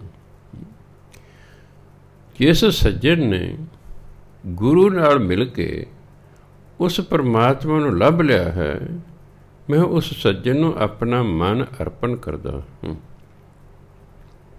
ਸੇ ਵਡਭਾਗੀ ਜਿਨ ਤੁਮ ਜਾਣੇ। ਉਹ ਵੱਡੇ ਭਾਗਾਂ ਵਾਲੇ ਹਨ ਜਿਸ ਨੇ ਤੈਨੂੰ ਜਾਣ ਲਿਆ ਹੈ। ਇਹ ਪ੍ਰਭੂ ਜਿਨ ਤੈਨੂੰ ਜਾਣ ਲਿਆ ਉਹ ਵੱਡੇ ਭਾਗਾਂ ਵਾਲੇ। ਸਭ ਕੇ ਮਦੇ ਅਲਿਪਤ ਨਿਰਵਾਣੇ। ਉਹ ਰਹਿੰਦੇ ਤੇ ਸਾਰਿਆਂ ਦੇ ਵਿੱਚ ਹੀ ਨੇ, ਪਰ ਅਲਿਪਤ ਨਿਰਲੇਪ ਰਹਿੰਦੇ ਨੇ, ਨਿਰਵਾਣੇ ਇੱਛਾ ਰਹਿਤ ਰਹਿੰਦੇ ਨੇ। ਸਾਧ ਕੈ ਸੰਗ ਉਨ ਭੌਜਲ ਤਰਿਆ। ਗੁਰੂ ਦੀ ਸੰਗਤ ਕਰਕੇ ਉਹ ਇਸ ਭਵ ਸਾਗਰ ਨੂੰ ਤਰ ਜਾਂਦੇ ਨੇ। ਸੰਸਾਰ ਨੂੰ ਭੌਜਲ ਕਿਹਾ, ਭਵ ਸਾਗਰ ਕਿਹਾ ਹੈ। ਇਹਨੂੰ ਸੰਸਾਰੀ ਸਮੁੰਦਰ ਨਹੀਂ ਸਮਝ ਲੈਣਾ।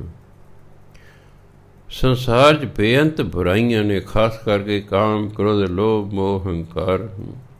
ਇਹਨਾਂ ਬੁਰਾਈਆਂ ਨੂੰ ਭਵਜਲ ਕਿਹਾ। ਇਹਨਾਂ ਬੁਰਾਈਆਂ ਤੋਂ ਬਚ ਕੇ ਪਰਲੇ ਬੰਨੇ ਲੰਘਣਾ, ਬੁਰਾਈਆਂ ਤੋਂ ਬਚ ਕੇ ਇਸ ਜੀਵਨ ਨੂੰ ਜਿਉਣਾ ਐਂ ਹੈ ਜਿਵੇਂ ਸੰਸਾਰ ਸਮੁੰਦਰ ਨੂੰ ਕਿਸੇ ਤਰ ਲਿਆ ਹੋਵੇ।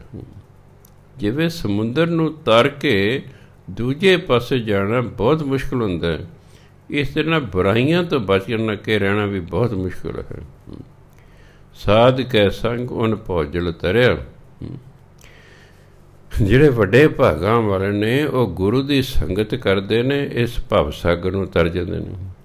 ਸਗਲ ਦੂਤ ਉਹਨੂੰ ਸਾਧੇ ਜੀ। ਸਾਧੇ ਹੁੰਦੇ ਕਾਬੂ ਕਰ ਲੈਣਾ। ਦੂਤ ਭਾਵ ਬੁਰਾਈਆਂ, 5 ਬੁਰਾਈਆਂ, ਕਾਮ, ਕ੍ਰੋਧ, ਲੋਭ, ਮੋਹ, ਹੰਕਾਰ ਨੂੰ ਕਹਿ ਦੂਤ।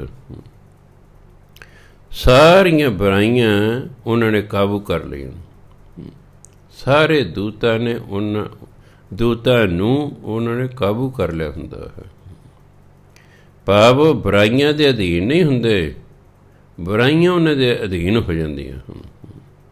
ਅਸੀਂ ਤਾਂ ਬੁਰਾਈਆਂ ਦੇ ਅਧੀਨ ਹਾਂ, ਇਸ ਲਈ ਕੋਈ ਨਾ ਕੋਈ ਮਾੜਾ ਕੰਮ ਕਰਦੇ ਰਹਿੰਦੇ ਹਾਂ, ਪਰ ਉਹ ਇਹਨਾਂ ਬੁਰਾਈਆਂ ਨੂੰ ਕਾਬੂ ਕਰ ਲੈਂਦੇ ਨੇ, ਉਹਨਾਂ ਦੇ ਅਧੀਨ ਨਹੀਂ ਹੁੰਦੇ। ਸਾਧੇ ਦਾ ਕਾਬੂ ਕਰਨਾ। ਤਿੰਨ ਕੀ ਸ਼ਰਨ ਪਰਿਆ ਮਨ ਮੇਰਾ। ਇਹੋ ਜਿਹੇ ਵਿਅਕਤੀਆਂ ਦੀ ਸ਼ਰਨ 'ਚ ਮੇਰਾ ਮਨ ਆ ਗਿਆ ਹੈ। ਮਾਣ ਤਾਣ ਤਜ ਮੋਹ ਅੰਧੇਰਾ। ਮੈਂ ਆਪਣਾ ਮਾਣ, ਆਪਣਾ ਤਾਣ, ਮੋਹ, ਅੰਧੇਰਾ, ਅਗਿਆਨਤ ਨੂੰ ਤਾਜ ਛੱਡ ਕੇ ਛੱਡ ਦਿੱਤਾ। ਕਦੇ ਮਾਣ ਨੂੰ, ਹੰਕਾਰ ਨੂੰ, ਤਾਣ ਤਾਕਤ ਨੂੰ, ਮੋਹ ਨੂੰ, ਅੰਧੇਰਾ ਅਗਿਆਨਤਾ ਨੂੰ ਛੱਡ ਕੇ ਕਹਿੰਦਾ ਮੇਰਾ ਮਨ ਤੇਰੀ ਸ਼ਰਨ 'ਚ ਆ ਗਿਆ ਹੈ। ਨਾਮ ਦਾਨ ਦੀਜੈ ਨਾਨਕੋ, ਤਿਸ ਪ੍ਰਭ ਅਗੰਮ ਅਗਾਧੇ ਜੀਉ। ਮੈਨੂੰ ਨਾਨਕ ਨੂੰ ਨਾਮ ਦੀ ਦਾਤ ਬਖਸ਼ਣ, ਤਾਂ ਜੋ ਉਹ ਪਰਮਾਤਮਾ ਜੋ ਅਗੰਮ ਹੈ, ਜਿਹਦੇ ਤੱਕ ਇੰਦਰੀਆਂ ਦੀ ਪਹੁੰਚ ਨਹੀਂ ਹੈ, ਅਗਾਧੇ ਜੋ ਅਥਾਹ ਹੈ, ਉਸ ਨੂੰ ਮੇਰਾ ਮਨ ਜਪੇ, ਉਹਦਾ ਨਾਮ ਜਪੇ। ਕਹਿੰਦੇ ਇਸ ਲਈ ਮੈਨੂੰ ਨਾਮ ਦੀ ਦਾਤ ਬਖਸ਼ੋ, ਤਾਂ ਜੋ ਮੈਂ ਪਰਮਾਤਮਾ ਦਾ ਨਾਮ ਜਪਾਂ। ਮਾਝ ਮਹਿਲਾ ਪੰਜਵਾਂ। ਤੂੰ ਪੇੜ ਸ਼ਾਖ ਤੇਰੀ ਫੂਲੀ, ਤੂੰ ਸੂਖਮ ਹੋਆ ਅਸਥੂਲੀ। ਤੂੰ ਜਲ ਨਿਧ, ਤੂੰ ਫੇਨ ਬੁਧਬਦਾ, ਤੁਧ ਬਿਨ ਅਵਰ ਨਾ ਭਾਲੀਐ ਜੀਉ। ਤੂੰ ਸੂਤ ਮਣੀਏ ਪੀ ਤੂੰ ਹੈ, ਤੂੰ ਗੰਠੀ ਮੇਰ ਸਿਰ ਤੂੰ ਹੈ। ਆਦ ਮਦ ਅੰਤ ਪ੍ਰਭ ਸੋਈ, ਅਵਰ ਨਾ ਕੋਏ ਦਿਖਾਲੀਐ ਜੀਉ। ਤੂੰ ਨਿਰਗੁਣ ਸਰਗੁਣ ਸੁਖ ਦਾਤਾ, ਤੂੰ ਨਿਰਵਾਣ ਰਸੀਆ ਰੰਗ ਰਤਾ, ਆਪਣੇ ਕਰਤਬ ਆਪੇ ਜਾਣੇ, ਆਪੇ ਤੁਧ ਸੰਭਾਲੀਐ ਜੀਉ। ਤੂੰ ਠਾਕੁਰ ਸੇਵਕ ਫੁਨ ਆਪੇ, ਤੂੰ ਗੁਪਤ ਪ੍ਰਗਟ ਪ੍ਰਭ ਆਪੇ। ਨਾਨਕ ਦਾਸ ਸਦਾ ਗੁਣ ਗਾਵੇ, ਇਕ ਭੋਰੀ ਨਦਰ ਨਿਹਾਲੀਐ ਜੀਉ। ਪੰਚਮ ਪਾਤਸ਼ਾਹ ਅੱਗੇ ਫਰਮਾਨ ਕਰਦੇ ਨੇ, ਤੂੰ ਪੇੜ, ਹਿੰਦੀ ਦਾ ਸ਼ਬਦ ਹੈ ਪੇੜ, ਜਿਹਨੂੰ ਆਪਾਂ ਪੰਜਾਬੀ ਕਹਿੰਦੇ ਦਰਖਤ, ਹਿੰਦੀ 'ਚ ਵ੍ਰਿਕਸ਼ ਵੀ ਕਹਿੰਦੇ, ਵ੍ਰਿਕਸ਼ ਦਰਖਤ ਨੂੰ ਪੇੜ ਵੀ ਕਹਿੰਦੇ ਨੇ। ਤੂੰ ਪੇੜ, ਸ਼ਾਖ ਟਾਹਣੀ ਨੂੰ ਕਹਿੰਦੇ ਨੇ, ਫੂਲੀ ਮੈਨੇ ਫੈਲੀ ਹੋਈ।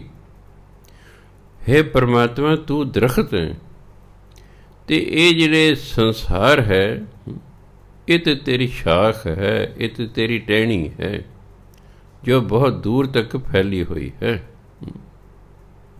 ਤੂੰ ਸੂਖਮ ਹੋਆ ਸਥੂਲੇ, ਜਦੋਂ ਤੂੰ ਪੇੜ ਸੀ ਉਦੋਂ ਤੂੰ ਸੂਖਮ ਸੀ, ਜਦੋਂ ਤੂੰ ਵਿੱਚੋਂ ਸ਼ਾਖਾ ਟਹਿਣੀਆਂ ਆਪਣੀਆਂ ਕੱਢੀਆਂ ਤੂੰ ਅਸਥੂਲ ਹੋ ਗਿਆ। ਜਦੋਂ ਤੂੰ ਸੰਸਾਰ ਬਣਾਇਆ ਫਿਰ ਤੂੰ ਸਥੂਲ ਹੋ ਗਿਆ, ਦਿਸਣ ਲੱਗ ਪਿਆ। ਸੂਖਸ਼ਮ ਚੀਜ਼ ਇਹਨਾਂ ਅੱਖਾਂ ਨਾਲ ਨੂੰ ਨਹੀਂ ਦਿਸਦੀ, ਜਿਹੜੀ ਸਥੂਲ ਚੀਜ਼ ਹੈ ਉਹ ਇਹਨਾਂ ਅੱਖਾਂ ਨਾਲ ਦਿਸਦੀ ਹੈ। ਜਿਵੇਂ ਧਰਤੀ ਤੁਸੀਂ ਬੀਜ ਦਿੱਤਾ ਹੈ, ਉਹ ਨਹੀਂ ਫਿਰ ਦਿਸਦਾ ਕਿਸੇ ਨੂੰ, ਜਦੋਂ ਉਹ ਦਰਖਤ ਬਣ ਜਾਂਦਾ ਫਿਰ ਦਿਸਣ ਲੱਗਦਾ ਹੈ। ਦਰਖਤ ਤੋਂ ਆਪਾਂ ਅੰਦਾਜ਼ਾ ਲਾਉਂਦੇ ਹਾਂ ਕਿ ਕਾਹਦਾ ਦਰਖਤ ਹੈ, ਉਹਦੇ ਬੀਜ ਦਾ ਫਿਰ ਪਤਾ ਲੱਗਦਾ ਹੈ। ਤੂੰ ਸੂਖਮ ਤੋਂ ਆਪ ਹੀ ਅਸਥੂਲ ਹੋਏ, ਤੂੰ ਜਲਨੇ ਦੇ, ਤੂੰ ਫੇਨ ਬੁੱਧਬਦਾ। ਫੇਨ ਹੁੰਦੀ ਹੈ ਝੱਗ, ਬੁੱਧਬਦਾ ਹੁੰਦਾ ਬੁਲਬੁਲਾ, ਜਲਨੇ ਦਾ ਹੁੰਦਾ ਸਮੁੰਦਰ। ਤੂੰ ਸਮੁੰਦਰ ਹੈ, ਤੂੰ ਸਮੁੰਦਰ ਦੇ ਉੱਤੇ ਝੱਗ ਹੈ, ਤੂੰ ਸਮੁੰਦਰ ਦਾ ਬੁਲਬੁਲਾ ਹੈ। ਤੁਧ ਬਿਨ ਅਵਰ ਨਾ ਭਾਲੀਆ ਜੀ, ਤੇਰੇ ਤੋਂ ਬਿਨਾਂ ਹੋਰ ਕੋਈ ਲੱਭਦਾ ਹੀ ਨਹੀਂ ਹੈ। ਤੂੰ ਹੀ ਸਭ ਕੁਛ ਹੈ, ਤੂੰ ਹੀ ਦਰਖਤ ਹੈ, ਤੂੰ ਹੀ ਟਹਿਣੀ ਹੈ, ਤੂੰ ਸੂਖਮ ਹੈ, ਤੂੰ ਸਥੂਲ ਹੈ, ਤੂੰ ਸਮੁੰਦਰ ਹੈ, ਤੂੰ ਝੱਗ ਹੈ, ਤੂੰ ਬੁਲਬੁਲਾ ਹੈ, ਤੂੰ ਸਭ ਕੁਛ ਹੈ। ਤੇਰੇ ਤੋਂ ਬਿਨਾਂ ਹੋਰ ਕੁਛ ਦਿਸਦਾ ਹੀ ਨਹੀਂ ਹੈ। ਤੂੰ ਸੂਤ ਮਣੀਏ ਪੀ ਤੂੰ ਹੈ, ਮਣੀਏ ਹੁੰਦੇ ਮਣਕੇ, ਧਾਗਾ ਵੀ ਤੂੰ ਹੈ ਅਤੇ ਮਣਕੇ ਵੀ ਤੂੰ ਹੈ। ਤੂੰ ਗੰਠੀ, ਗੰਠੀ ਮੈਨੇ ਗੰਢ, ਮਣਕਿਆਂ ਦੇ ਨਾਲ ਨਾਲ ਗੰਢ ਦਿੱਤੀ ਹੁੰਦੀ ਹੈ ਵੀ ਮਣਕਾ ਇੱਧਰ ਉੱਧਰ ਨੂੰ ਨਾ ਜਾਵੇ। ਮੇਰ ਸਿਰ ਤੂੰ ਹੈ, ਤੁਸੀਂ ਕਦੇ 108 ਜਾਂ 27 ਮਣਕਿਆਂ ਵਾਲੀ ਮਾਲਾ ਦੇਖੀ ਹੋਣੀ, ਉਹਦੇ ਇੱਕ ਉੱਪਰ ਜਿਹੜਾ ਮਣਕਾ ਨਾ ਉਹ ਸਭ ਤੋਂ ਵੱਡਾ ਹੁੰਦਾ, ਉਹਨੂੰ ਮੇਰੂ ਮਣਕਾ ਕਹਿੰਦੇ। ਲਿਖਿਆ ਤਾਂ ਹਿੰਦੀ ਹੈ, ਹਿੰਦੀ ਹੈ, ਰਾਰੇ ਨੂੰ ਔਂਕੜ ਲਾਇਆ ਹੋਇਆ ਮੇਰੂ, ਪਰ ਗੁਰਬਾਣੀ ਦੇ ਅਨੁਸਾਰ ਰਾਰੇ ਨੂੰ ਔਂਕੜ ਨਹੀਂ ਬੋਲਦਾ, ਇਸ ਲਈ ਆਪਾਂ ਪੜ੍ਹਦੇ ਹਾਂ ਮੇਰ। ਕਈ ਜ਼ਿੱਦ ਕਰਦੇ ਨੇ ਵੀ ਜਿਵੇਂ ਲਿਖਿਆ ਉਵੇਂ ਪੜ੍ਹਨਾ ਚਾਹੀਦਾ, ਉਹ ਫਿਰ ਤਾਂ ਉਹ ਤਪਣ ਤੂੰ ਗੰਠੀ ਮੇਰੂ ਸਿਰ ਤੂੰ ਹੈ। ਗੁਰਬਾਣੀ ਜਿਹੜੇ ਜਾਣਦੇ ਨੇ ਉਹ ਫਿਰ ਔਂਕੜ ਨਹੀਂ ਬੋਲਦੇ, ਉਹਨਾਂ ਨੂੰ ਪਤਾ ਹੈ ਵੀ ਔਂਕੜ ਤੇ ਜਿਹੜਾ ਹੈ ਇਹ ਤਾਂ ਇੱਕ ਵਚਨ ਹੋਣ ਕਰਕੇ ਹੈ ਅਤੇ ਪੁਲਿੰਗ ਹੋਣ ਕਰਕੇ ਹੈ। ਸੋ ਹਿੰਦੀ ਅਨੁਸਾਰ ਮੇਰੂ ਦਾ ਅਰਥ ਹੈ ਵੱਡਾ। ਤੂੰ ਗੰਠੀ ਮੇਰ ਸਿਰ ਤੂੰ ਹੈ, ਤੂੰ ਗੰਢਾਂ ਵੀ ਤੂੰ ਹੈ, ਅਤੇ ਜਿਹੜਾ ਵੱਡਾ ਮਣਕਾ ਹੈ ਨਾ ਉਹ ਵੀ ਤੂੰ ਹੈ। ਆਦ ਮਦ ਅੰਤ ਪ੍ਰਭ ਸੋਈ, ਤੂੰ ਆਰੰਭ 'ਚ ਵੀ ਹੈ ਮਦ, ਤੂੰ ਮੱਧ 'ਚ ਵੀ ਹੈ ਅੰਤ, ਤੂੰ ਅੰਤ 'ਚ ਵੀ ਹੋਏਗਾ। ਜਦੋਂ ਇਹ ਸੰਸਾਰ ਬਣਿਆ ਤੂੰ ਉਦੋਂ ਵੀ ਸੀ, ਜਦੋਂ ਇਹ ਸੰਸਾਰਾਂ ਦੇ ਵਿਚਾਲੇ ਪਹੁੰਚੇ ਉਦੋਂ ਵੀ ਸੀ, ਜਦੋਂ ਸਾਡਾ ਅੰਤ ਹੋ ਜਾਏਗਾ ਤਾਂ ਤੂੰ ਉਦੋਂ ਵੀ ਰਹੇਗਾ। ਅਵਰ ਨਾ ਕੋਈ ਦਿਖਾਲੀ ਹੈ ਜੀ, ਪਰਮਾਤਮਾ ਤੋਂ ਬਿਨਾਂ ਤਾਂ ਹੋਰ ਕੋਈ ਦਿਸਦਾ ਹੀ ਨਹੀਂ ਹੈ, ਉਹੀ ਸਭ ਕੁਛ ਹੈ। ਤੂੰ ਨਿਰਗੁਣ ਸਰਗੁਣ ਸੁਖਦਾਤਾ। ਨਿਰਗੁਣ ਹੁੰਦਾ ਜਦੋਂ ਅੱਖਾਂ ਨਾਲ ਨਾ ਦਿਸੇ ਉਹਨੂੰ ਕਹਿੰਦੇ ਨਿਰਗੁਣ ਹੈ। ਸਰਗੁਣ ਹੈ ਜਦੋਂ ਅੱਖਾਂ ਨਾਲ ਦਿਸੇ। ਹੇ ਪ੍ਰਮਾਤਮਾ ਤੂੰ ਨਿਰਗੁਣ ਵੀ ਹੈ, ਆਪਾਂ ਸਾਰੇ ਉਹਦਾ ਸਰਗੁਣ ਸਰੂਪ ਬੈਠੇ ਹਾਂ। ਜੋ ਕੁਦਰਤ ਹੈ ਉਹਦੀ ਸਰਗੁਣ ਸਰੂਪ ਹੈ, ਆਪ ਉਹ ਨਿਰਗੁਣ ਹੈ। ਪਰ ਉਹਨੇ ਆਪਣੇ ਆਪ ਨੂੰ ਪ੍ਰਗਟ ਕਰਨਾ ਸੀ, ਇਸ ਲਈ ਉਹਨੇ ਸਰਗੁਣ ਸਰੂਪ ਧਾਰਨ ਕੀਤੇ। ਸਾਰੀ ਕੁਦਰਤ ਉਸਨੇ ਬਣਾਤੀ, ਇਹ ਉਹਦੀ ਸਰਗੁਣ ਸਰੂਪ ਹੈ।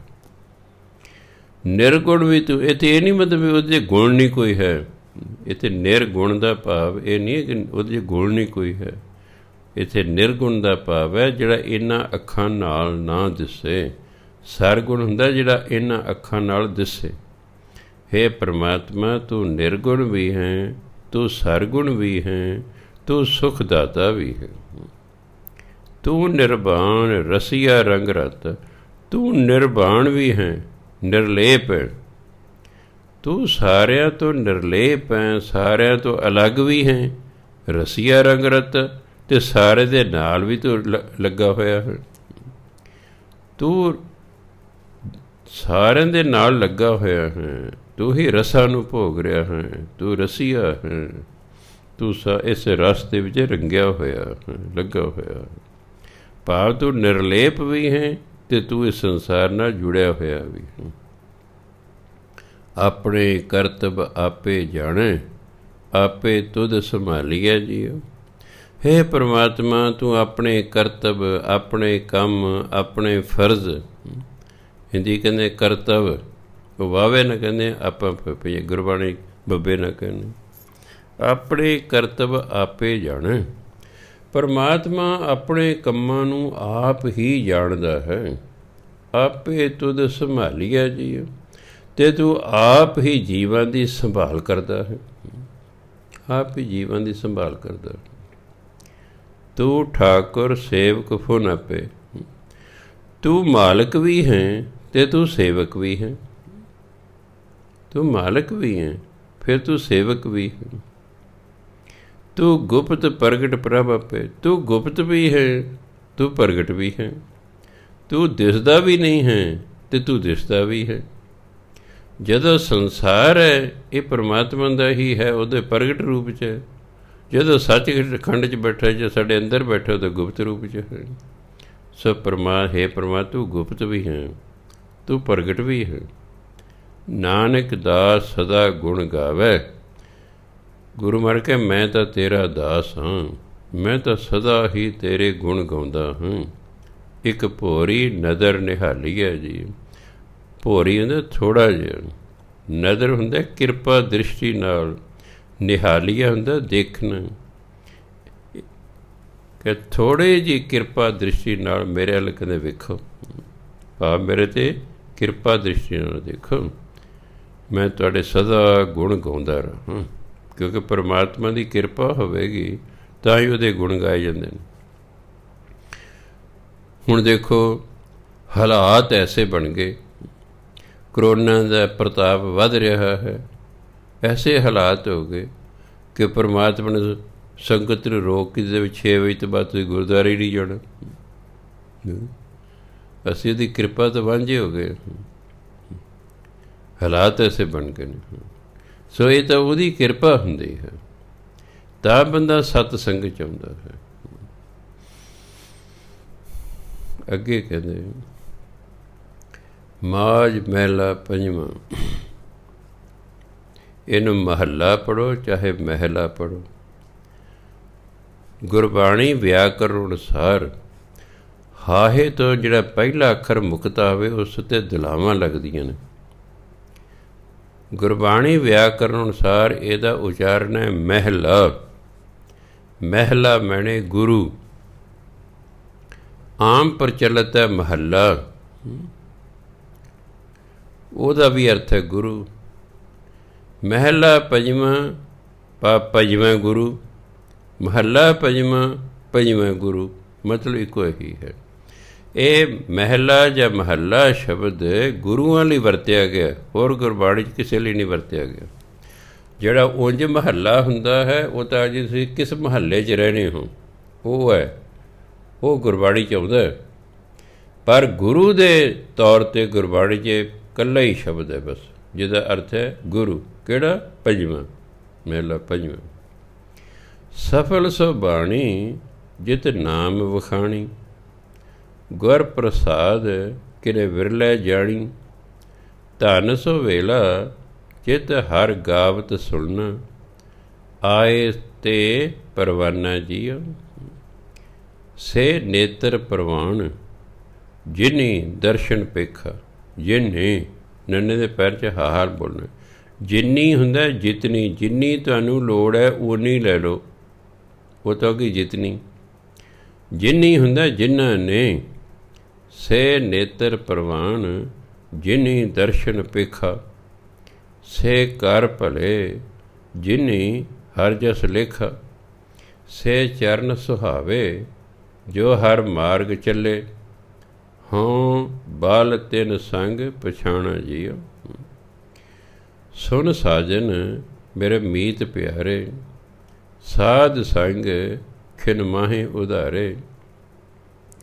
ਕਿਲਵ ਕੇ ਕਾਟ ਹੁਆ ਮਨ ਨਿਰਮਲ, ਮਿਟ ਗਏ ਆਵਣ ਜਾਣਾ ਜੀਓ। ਦੋਏ ਕਰ ਜੋੜ ਇੱਕ ਬਿਨੋ ਕਰੀਜੈ, ਕਰ ਕਿਰਪਾ ਡੁੱਬਦਾ ਪੱਥਰ ਲੀਜੈ। ਨਾਨਕ ਕੋ ਪ੍ਰਭ ਭੈ ਕਿਰਪਾਲਾ, ਪ੍ਰਭ ਨਾਨਕ ਮਨ ਭਾਣਾ ਜੀਓ। ਸਫਲ ਸੋ ਬਾਣੀ ਜਿਤ ਨਾਮ ਵਖਾਣੀ। ਉਹ ਬਾਣੀ ਫਲਦਾਇਕ ਹੈ ਜਿਸ ਦੇ ਨਾਲ ਨਾਮ ਜਪਿਆ ਜਾਵੇ। ਉਹ ਬਾਣੀ ਜਿਹੜੀ ਸਾਨੂੰ ਨਾਮ ਜਪਣ ਵਾਲੇ ਪਾਸੇ ਲਾਉਂਦੀ ਨਾ, ਉਹ ਫਲਦਾਇਕ ਹੈ, ਸਫਲ ਹੈ। ਉਹ ਬਾਣੀ ਸਫਲ ਹੈ ਜਿਤ ਨਾਮ ਵਖਾਣੀ, ਜਿਹਦੇ ਕਾਰਨ ਮਨੁੱਖ ਨਾਮ ਜਪਦਾ ਹੈ। ਆ ਗੁਰਬਾਣੀ ਦੇ ਵਿੱਚ ਨਾਮ ਦੀ ਹੀ ਮਹਿਮਾ ਨਾ। ਵਾਰੀ ਵਾਰੀ ਬਾਣੀ ਕਹਿੰਦੇ ਭਾਈ ਨਾਮ ਜਪੋ, ਨਾਮ ਜਪੋ। ਗੁਰ ਪ੍ਰਸਾਦ ਕਿਨੇ ਵਿਰਲੇ ਜਾਣੀ। ਪਰ ਗੁਰੂ ਦੀ ਕਿਰਪਾ ਨਾਲ ਕਿਸੇ ਵਿਰਲੇ ਟਾਵੇ ਨੂੰ ਇਸ ਗੱਲ ਦਾ ਪਤਾ। ਧਨ ਸੋ ਵੇਲਾ ਜਿਤ ਹਰ ਗਾਵਤ ਸੁਣਨਾ। ਉਹ ਵੇਲਾ ਧਨ ਹੈ ਜਿਸ ਵੇਲੇ ਕਿਸੇ ਨੂੰ ਗਾਉਂਦਿਆਂ ਹੋਇਆਂ, ਰੱਬ ਦੇ ਗੀਤ ਗਾਉਂਦਿਆਂ ਹੋਇਆਂ ਸੁਣਨਾ। ਆਏ ਤੇ ਪਰਵਾਨਾ ਜੀ। ਜਿਹੜੇ ਪਰਮਾਤਮਾ ਦੇ ਗੁਣ ਗਾਉਂਦੇ ਨੇ, ਪਰਮਾਤਮਾ ਦੇ ਗੁਣ ਸੁਣਦੇ ਨੇ, ਉਹਨਾਂ ਦਾ ਇਸ ਸੰਸਾਰ 'ਤੇ ਆਇਆ ਪ੍ਰਵਾਨ ਹੈ। ਉਹ ਪ੍ਰਵਾਨ ਹੋ ਜਾਂਦੇ ਨੇ, ਕਿਉਂਕਿ ਸਾਨੂੰ ਪਰਮਾਤਮਾ ਨੇ ਭੇਜਿਆ ਹੀ ਨਾਮ ਜਪਣ ਲਈ ਹੈ। ਪਰਮਾਤਮਾ ਨੇ ਸਾਨੂੰ ਸਿਰਫ ਇੱਕੋ ਕੰਮ ਲਈ ਭੇਜਿਆ ਕਿ ਜਾ ਕੇ ਮੇਰਾ ਨਾਮ ਜਪੋ। ਆਹ ਜਿਹੜੇ ਅਸੀਂ ਹੋਰ ਕੰਮ ਕਰਦੇ ਹਾਂ, ਕੋਈ ਕਿਰਤ ਕਰਦੇ ਹਾਂ, ਇਹ ਕਿਰਤ ਤਾਂ ਅਸੀਂ ਇਸ ਲਈ ਕਰਦੇ ਹਾਂ ਵੀ ਅਸੀਂ ਨਾਮ ਜਪਣਾ, ਸਾਨੂੰ ਕਿਸੇ ਦੇ ਅੱਗੇ ਹੱਥ ਨਾ ਅੱਡਣੇ ਪੈਣ। ਅਸੀਂ ਆਪਣਾ ਕਮਾ ਕੇ ਖਾਈਏ ਅਤੇ ਨਾਮ ਜਪੀਏ। ਜੇ ਨਾਮ ਜਪਣ ਵਾਲਾ ਕਿਸੇ ਦੇ ਘਰ ਮੰਗਣ ਜਾਂਦਾ ਹੈ ਤਾਂ ਜਿਹੜਾ ਉਹਨੂੰ ਕੋਈ ਰੋਟੀ ਪਾਣੀ ਦੇਵੇਗਾ, ਕੋਈ ਕੱਪੜਾ ਦੇਵੇਗਾ, ਉਹ ਕਿੰਨਾ ਹਿੱਸਾ ਉਹਦੀ ਭਜਨ ਬੰਦਗੀ ਦਾ, ਅਤੇ ਉਹੀ ਲੈ ਗਿਆ, ਉਹੀ ਲੈ ਗਿਆ। ਇਸ ਲਈ ਸਾਡੇ ਗੁਰੂ ਮਹਾਰਾਜ ਸਖਤ ਹਦਾਇਤ ਕੀਤੀ ਆਪਣੇ ਸਿੱਖਾਂ ਨੂੰ ਕਿ ਭਾਈ ਤੁਸੀਂ ਕਿਰਤ ਕਰਕੇ ਖਾਣਾ। ਦਸਾਂ ਨੌਂ ਦੀ ਕਮਾਈ ਕਰਨੀ, ਉਹ ਕਮਾਈ ਆਪ ਖਾਣੀ ਹੈ, ਆਪਣੇ ਪਰਿਵਾਰ ਨੂੰ ਖਵਾਉਣੀ ਹੈ, ਪਰ ਤੁਹਾਡਾ ਮੁੱਖ ਉਦੇਸ਼ ਨਾਮ ਜਪਣਾ ਹੈ। ਇਹ ਕਿਰਤ ਕਮਾਈ ਤੋਂ ਬਾਅਦ ਜਿੰਨਾ ਵੀ ਸਮਾਂ ਮਿਲੇ ਉਹ ਵੱਧ ਤੋਂ ਵੱਧ ਨਾਮ ਜਪ ਕੇ ਉਹ ਸਮਾਂ ਸਫਲਾ ਕਰਨਾ ਹੈ। ਸੋ ਤਾਂ ਕਹਿੰਦੇ ਉਹ ਵੇਲਾ ਧਨ ਹੈ ਜਿਸ ਵੇਲੇ ਕੋਈ ਮਨੁੱਖ ਪਰਮਾਤਮਾ ਦੇ ਗੁਣ ਗਾਉਂਦਾ ਹੈ, ਉਹਦੇ ਗੁਣ ਸੁਣਦਾ ਹੈ। ਇਹੋ ਜਿਹੇ ਮਨੁੱਖ ਸੰਸਾਰ 'ਤੇ ਆਏ ਪ੍ਰਵਾਨ ਹੋ ਜਾਂਦੇ। ਸੇ ਨੇਤਰ ਪ੍ਰਵਾਨ ਜਿਹੜੀ ਦਰਸ਼ਨ ਪੇਖਾ। ਨੇਤਰ ਹੁੰਦੀਆਂ ਅੱਖਾਂ। ਉਹ ਅੱਖਾਂ ਪਰਮਾਤਮਾ ਦੀ ਨਜ਼ਰਾਂ 'ਚ ਪ੍ਰਵਾਨ ਨੇ। ਕਿਹੜੀਆਂ? ਜਿਨੀ ਦਰਸ਼ਨ ਪੇਖਾ, ਜਿਹੜੇ ਪਰਮਾਤਮਾ ਦੇ ਦਰਸ਼ਨ ਕਰਦੀਆਂ ਨੇ। ਸੇ ਕਰ ਭਲੇ ਜਿਨੀ ਹਰ ਜਸ ਲੇਖਾ। ਕਰ ਹੁੰਦਾ ਹੱਥ। ਉਹ ਹੱਥ ਭਲੇ ਨੇ ਜਿਨ੍ਹਾਂ ਨੇ ਹਰੀ ਜਸ ਲਿਖਿਆ। ਉਹਨਾਂ ਸੰਸਾਰਕ ਗੱਲਾਂ ਨਹੀਂ ਲਿਖੀਆਂ, ਉਹਨਾਂ ਪਰਮਾਤਮਾ ਦੀ ਸਿਫਤ ਸਲਾਹ ਲਿਖੀ। ਉਹ ਕਹਿੰਦੇ ਉਹ ਜਿਹੜੇ ਹੱਥ ਨੇ ਉਹ ਭਲੇ ਨੇ ਜਿਹੜੇ ਹਰੀ ਜਸ ਲਿਖਦੇ ਹਨ। ਸੇ ਚਰਨ ਸੁਹਾਵੇ ਜੋ ਹਰ ਮਾਰਗ ਚੱਲੇ। ਉਹ ਚਰਨ ਵੀ ਚੰਗੇ ਨੇ, ਸੋਹਣੇ ਨੇ, ਜਿਹੜੇ ਹਰੀ ਦੇ ਰਾਹ 'ਤੇ ਚੱਲਦੇ ਹਨ। ਭਾਵ ਜੋ ਚੱਲ ਕੇ ਸਤ ਸੰਗਤ 'ਚ ਜਾਂਦੇ ਨੇ, ਜੋ ਚੰਗੇ ਪਾਸੇ ਜਾਂਦੇ ਨੇ। ਇਹ ਨਹੀਂ ਕਿ ਠੇਕਿਆਂ ਨੂੰ ਤੁਰੇ ਜਾਂਦੇ ਨੇ। ਇਹ ਨਹੀਂ ਕਿ ਚੋਰੀਆਂ ਕਰਨ ਤੁਰੇ ਜਾਂਦੇ ਨੇ, ਇਹ ਨਹੀਂ ਕਿ ਕੁੱਟਮਾਰ ਕਰਨ ਜਾ ਰਹੇ ਨੇ, ਇਹ ਨਹੀਂ ਕਿ ਕੋਈ ਬਦਫੈਲੀਆਂ ਕਰਨ ਜਾ ਰਹੇ ਨੇ, ਨਹੀਂ, ਉਹ ਰੱਬੀ ਮਾਰਗ 'ਤੇ ਚੱਲਦੇ ਹਨ।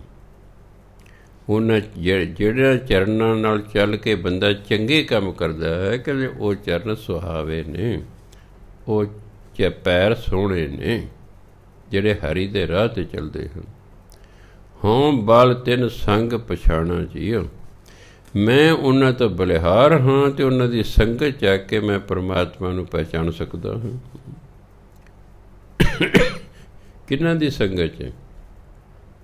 ਜਿਹੜੇ ਅੱਖਾਂ ਦੇ ਨਾਲ ਪਰਮਾਤਮਾ ਦੇ ਦਰਸ਼ਨ ਕਰਦੇ ਨੇ, ਜਿਹੜੇ ਹੱਥਾਂ ਦੇ ਨਾਲ ਪਰਮਾਤਮਾ ਦੀ ਸਿਫਤ ਸਲਾਹ ਲਿਖਦੇ ਨੇ, ਜਿਹੜੇ ਚਰਨਾਂ ਦੇ ਨਾਲ ਪਰਮਾਤਮਾ ਦੇ ਰਾਹ 'ਤੇ ਜਾਂਦੇ ਨੇ, ਕਿਤੇ ਮੈਂ ਉਹਨਾਂ ਤੋਂ ਬਲਿਹਾਰ ਜਾਂਦਾ ਹਾਂ। ਉਹਨਾਂ ਦੀ ਸੰਗਤ ਕਰਕੇ ਹੀ ਮੈਂ ਰੱਬ ਨੂੰ ਪਹਿਚਾਣ ਸਕਦਾ ਹਾਂ। ਸੁਣ ਸਾਜਨ ਮੇਰੇ ਮੀਤ ਪਿਆਰੇ, ਸਾਧ ਸੰਗ ਖਿਨ ਮਾਹੇ ਉਧਾਰੇ, ਕਿਲਵਖ ਕਾਟ ਹੋਆ ਮਨ ਨਿਰਮਲ, ਮਿਟ ਗਏ ਆਵਣ ਜਾਣਾ ਜੀਓ। ਹੇ ਮੇਰੇ ਪਿਆਰੇ ਸੱਜਣ, ਹੇ ਮੇਰੇ ਪਿਆਰੇ ਮਿੱਤਰ, ਸੁਣ, ਸਾਧ ਸੰਗ ਖਿਨ ਮਾਹੇ ਉਧਾਰੇ। ਜੇ ਅਸੀਂ ਗੁਰੂ ਦੀ ਸੰਗਤ ਕਰਾਂਗੇ ਨਾ, ਪਰਮਾਤਮਾ ਫਿਰ ਸਾਨੂੰ 1 ਸੈਕਿੰਡ ਵਿੱਚ ਸਾਡਾ ਪਾਰ ਉਤਾਰਾ ਕਰ ਦੇਗਾ। ਸਾਧੂ ਦੀ ਗੁਰੂ ਦੀ ਸੰਗਤ ਕਰਨ ਨਾਲ ਇਸ ਮਨੁੱਖ ਦਾ ਪਾਰ ਉਤਾਰਾ ਹੋ ਜਾਂਦਾ ਹੈ। ਕਿਉਂ? ਸਾਧੂ ਦੀ ਗੁਰੂ ਦੀ ਸੰਗਤ 'ਚ ਰਹਿ ਕੇ ਮਨੁੱਖ ਸ਼ੁਭ ਕਰਮ ਕਰੇਗਾ ਅਤੇ ਨਾਮ ਜਪੇਗਾ। ਸੱਜਣ ਠੱਗ ਹੈ, ਵਿਖਾਵੇ 'ਚ ਸੱਜਣ ਹੈ, ਧਾਰਮਿਕ ਬੰਦਾ ਹੈ, ਪਰ ਅੰਦਰੋਂ ਠੱਗ ਹੈ। ਗੁਰੂ ਮਹਾਰਾਜ ਉਸ ਨੂੰ ਮਿਲੇ, ਉਹਨੇ ਘੰਟਾ 2 ਘੰਟੇ ਗੁਰੂ ਨਾਨਕ ਦੇਵ ਸੰਗਤ ਕੀਤੀ, ਸਭ ਠੱਗੀਆਂ ਠੁੱਗੀਆਂ ਛੱਡ ਗਏ ਅਤੇ ਨਾਮ ਜਪਣ ਲੱਗ ਗਿਆ। ਬਸ ਇਹੀ ਗੁਰੂ ਦੀ ਸੰਗਤ ਦੀ ਮਹਾਨਤਾ ਹੈ। ਮਨੁੱਖ ਸਭ ਬੁਰਾਈਆਂ ਛੱਡ ਕੇ ਨਾਮ ਜਪਣਾ ਸ਼ੁਰੂ ਕਰ ਦਿੰਦਾ ਹੈ। ਸਾਧ ਸੰਖਿਨ ਮਾਹੇ ਉਧਾਰੇ, ਸੋ ਸਾਧੂ ਦੀ ਸੰਗਤ 'ਚ ਆ ਕੇ ਕਦੇ ਉਹਦੇ 1 ਸੈਕਿੰਡ 'ਚ ਪਾਰ ਉਤਾਰਾ ਹੋ ਜਾਂਦਾ ਹੈ। ਕਿ ਕਿਲਵਖ ਕਾਟ ਹੋਆ ਮਨ ਨਿਰਮਲ, ਕਿਲਵਖ ਪਾਪਾ ਨੂੰ ਕਹਿੰਦੇ ਨੇ। ਫਿਰ ਜਿਹੜੀ ਸਾਧੂ ਦੀ ਸੰਗਤ ਹੈ, ਪਰਮਾਤਮਾ ਦਾ ਨਾਮ ਹੈ, ਉਹ ਅਸੀਂ ਜਿਹੜੇ ਪਾਪ ਕਰਮ ਕੀਤੇ ਹੁੰਦੇ ਉਹਨਾਂ ਨੂੰ ਕੱਟ ਦਿੰਦਾ ਹੈ। ਮਨ ਫਿਰ ਨਿਰਮਲ ਹੋ ਜਾਂਦਾ ਹੈ। ਜਦੋਂ ਮਨ ਨਿਰਮਲ ਹੋ ਜਾਂਦਾ ਹੈ, ਮਿਟ ਗਏ ਆਵਣ ਜਾਣਾ ਜੀ, ਫਿਰ ਜੰਮਣ ਮਰਨ ਦਾ ਚੱਕਰ ਖਤਮ ਹੋ ਜਾਂਦਾ ਹੈ। ਗੁਰੂ ਦੀ ਸੰਗਤ ਅਤੇ ਪਰਮਾਤਮਾ ਜਿਹੜਾ ਨਾਮ ਹੈ, ਇਹੀ ਸਭ ਕੁਛ ਮਨੁੱਖ ਦੇ ਭਲੇ ਲਈ ਹੈ। ਸੋ ਸਤ ਸੰਗਤ ਕਰਦੇ ਰਹੀਦਾ, ਜਿੱਥੇ ਵੀ ਮਿਲੇ, ਅਤੇ ਨਾਮ ਜਪਦੇ ਰਹੀਦਾ, ਨਾਲ ਭਾਈ 10 ਨੂੰ ਦੀ ਕਿਰਤ ਕਰਦੇ ਰਹੀਦਾ, ਬੁਰਾਈਆਂ ਤੋਂ ਬਚ ਕੇ ਰਹੀਦਾ। ਜਦੋਂ ਅਸੀਂ ਬੁਰਾਈਆਂ ਤੋਂ ਬਚ ਕੇ ਰਹਾਂਗੇ, ਸ਼ੁਭ ਕਰਮ ਕਰਾਂਗੇ, ਸਾਡਾ ਲੋਕ ਵੈਸੇ ਸੁਖੀ ਹੋ ਜਾਏਗਾ। ਨਾਮ ਜਪਾਂਗੇ, ਪਰਲੋਕ ਸੁਹੇਲਾ ਹੋ ਜਾਏਗਾ। ਅਤੇ ਗੁਰਬਾਣੀ ਲੋਕ ਸੁਖੀਏ ਪਰਲੋਕ ਸੁਹੇਲੇ, ਨਾਨਕ ਹਰ ਪ੍ਰਭ ਆਪੇ ਮਿਲੇ। ਸੋ ਇਸ ਲਈ ਜਿਹੜੀ ਸਾਧ ਸੰਗਤ ਹੈ, ਇਹ ਜਿਹੜੇ ਪਾਪਾਂ ਨੂੰ ਕੱਟ ਦਿੰਦੀ ਹੈ, ਮਨ ਨਿਰਮਲ ਹੋ ਜਾਂਦਾ ਹੈ, ਮਨੁੱਖ ਦਾ ਜੰਮਣ ਮਰਨਾ ਖਤਮ ਹੋ ਜਾਂਦਾ ਹੈ। ਹੁਣ ਕਹਿੰਦੇ ਦੋਏ ਕਰ ਜੋੜ, ਕਰ ਹੱਥ ਨੂੰ ਕਹਿੰਦੇ, ਦੋਏ ਬਨੇ ਦੋਨੋਂ, ਦੋਏ ਕਰ ਜੋੜ, ਦੋਨੋਂ ਹੱਥ ਜੋੜ ਕੇ ਇੱਕ ਬਿਨੋ ਕਰੀਜੈ। ਕਹਿੰਦੇ ਮੈਂ ਇੱਕ ਬੇਨਤੀ ਕਰਦਾ ਹਾਂ, ਬਿਨੋ ਮੈਨੇ ਬੇਨਤੀ, ਕਰ ਕਿਰਪਾ ਡੁੱਬਦਾ ਪੱਥਰ ਲੀਜੈ।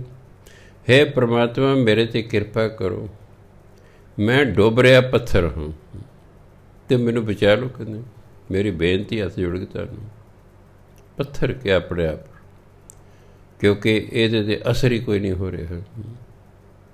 ਕਿਸੇ ਨੂੰ ਕਪਾਈ ਨਾਮ ਜਪ ਲਓ, ਕੋਈ ਸ਼ੁਭ ਕਰਮ ਕਰ ਲਓ, ਅਸਰ ਹੀ ਨਹੀਂ ਉਹਨਾਂ 'ਤੇ ਹੁੰਦਾ। ਉਹਨਾਂ ਦੇ ਹਿਰਦੇ ਪੱਥਰ ਹੋ ਚੁੱਕੇ ਹੁੰਦੇ ਹਨ। ਕਹਿੰਦੇ ਮੈਂ ਪੱਥਰ ਦੀ ਡਿਆਈ ਡੁੱਬ ਰਿਹਾ ਹਾਂ, ਮੇਰੇ 'ਤੇ ਕਿਰਪਾ ਕਰੋ, ਮੈਨੂੰ ਬਚਾ ਲਓ। ਮੇਰੀ ਇੱਕ ਬੇਨਤੀ ਕਹਿੰਦਾ, ਨਾਨਕ ਕੋ ਪ੍ਰਭ ਭੈ ਦਿਆਲਾ। ਕਹਿੰਦੇ ਪਰਮਾਤਮਾ ਫਿਰ ਮੇਰੇ 'ਤੇ ਕਿਰਪਾਲੂ ਹੋ ਗਿਆ। ਪ੍ਰਭ ਨਾਨਕ ਮਨ ਭਾਉਣਾ ਜੀਓ। ਫਿਰ ਕਹਿੰਦੇ ਸਾਡੇ ਮਨ ਨੂੰ ਪਰਮਾਤਮਾ ਚੰਗਾ ਲੱਗਣ ਲੱਗ ਪਿਆ। ਜਦੋਂ ਪਰਮਾਤਮਾ ਸਾਡੇ 'ਤੇ ਕਿਰਪਾਲੂ ਹੋ ਗਿਆ, ਸਾਡੇ ਮਨ ਨੂੰ ਪਰਮਾਤਮਾ ਚੰਗਾ ਭਾਣਾ ਹੁੰਦਾ, ਚੰਗਾ ਲੱਗਦਾ, ਮਨ ਨੂੰ ਪਰਮਾਤਮਾ ਚੰਗਾ ਲੱਗਣ ਲੱਗ ਗਿਆ। ਸੋ ਸਤਿਕਾਰਯੋਗ ਸਾਧ ਸੰਗਤ, ਸਮਾਂ ਹੋ ਗਿਆ। ਵਾਹਿਗੁਰੂ ਜੀ ਕਾ ਖਾਲਸਾ, ਵਾਹਿਗੁਰੂ ਜੀ ਕੀ ਫਤਿਹ।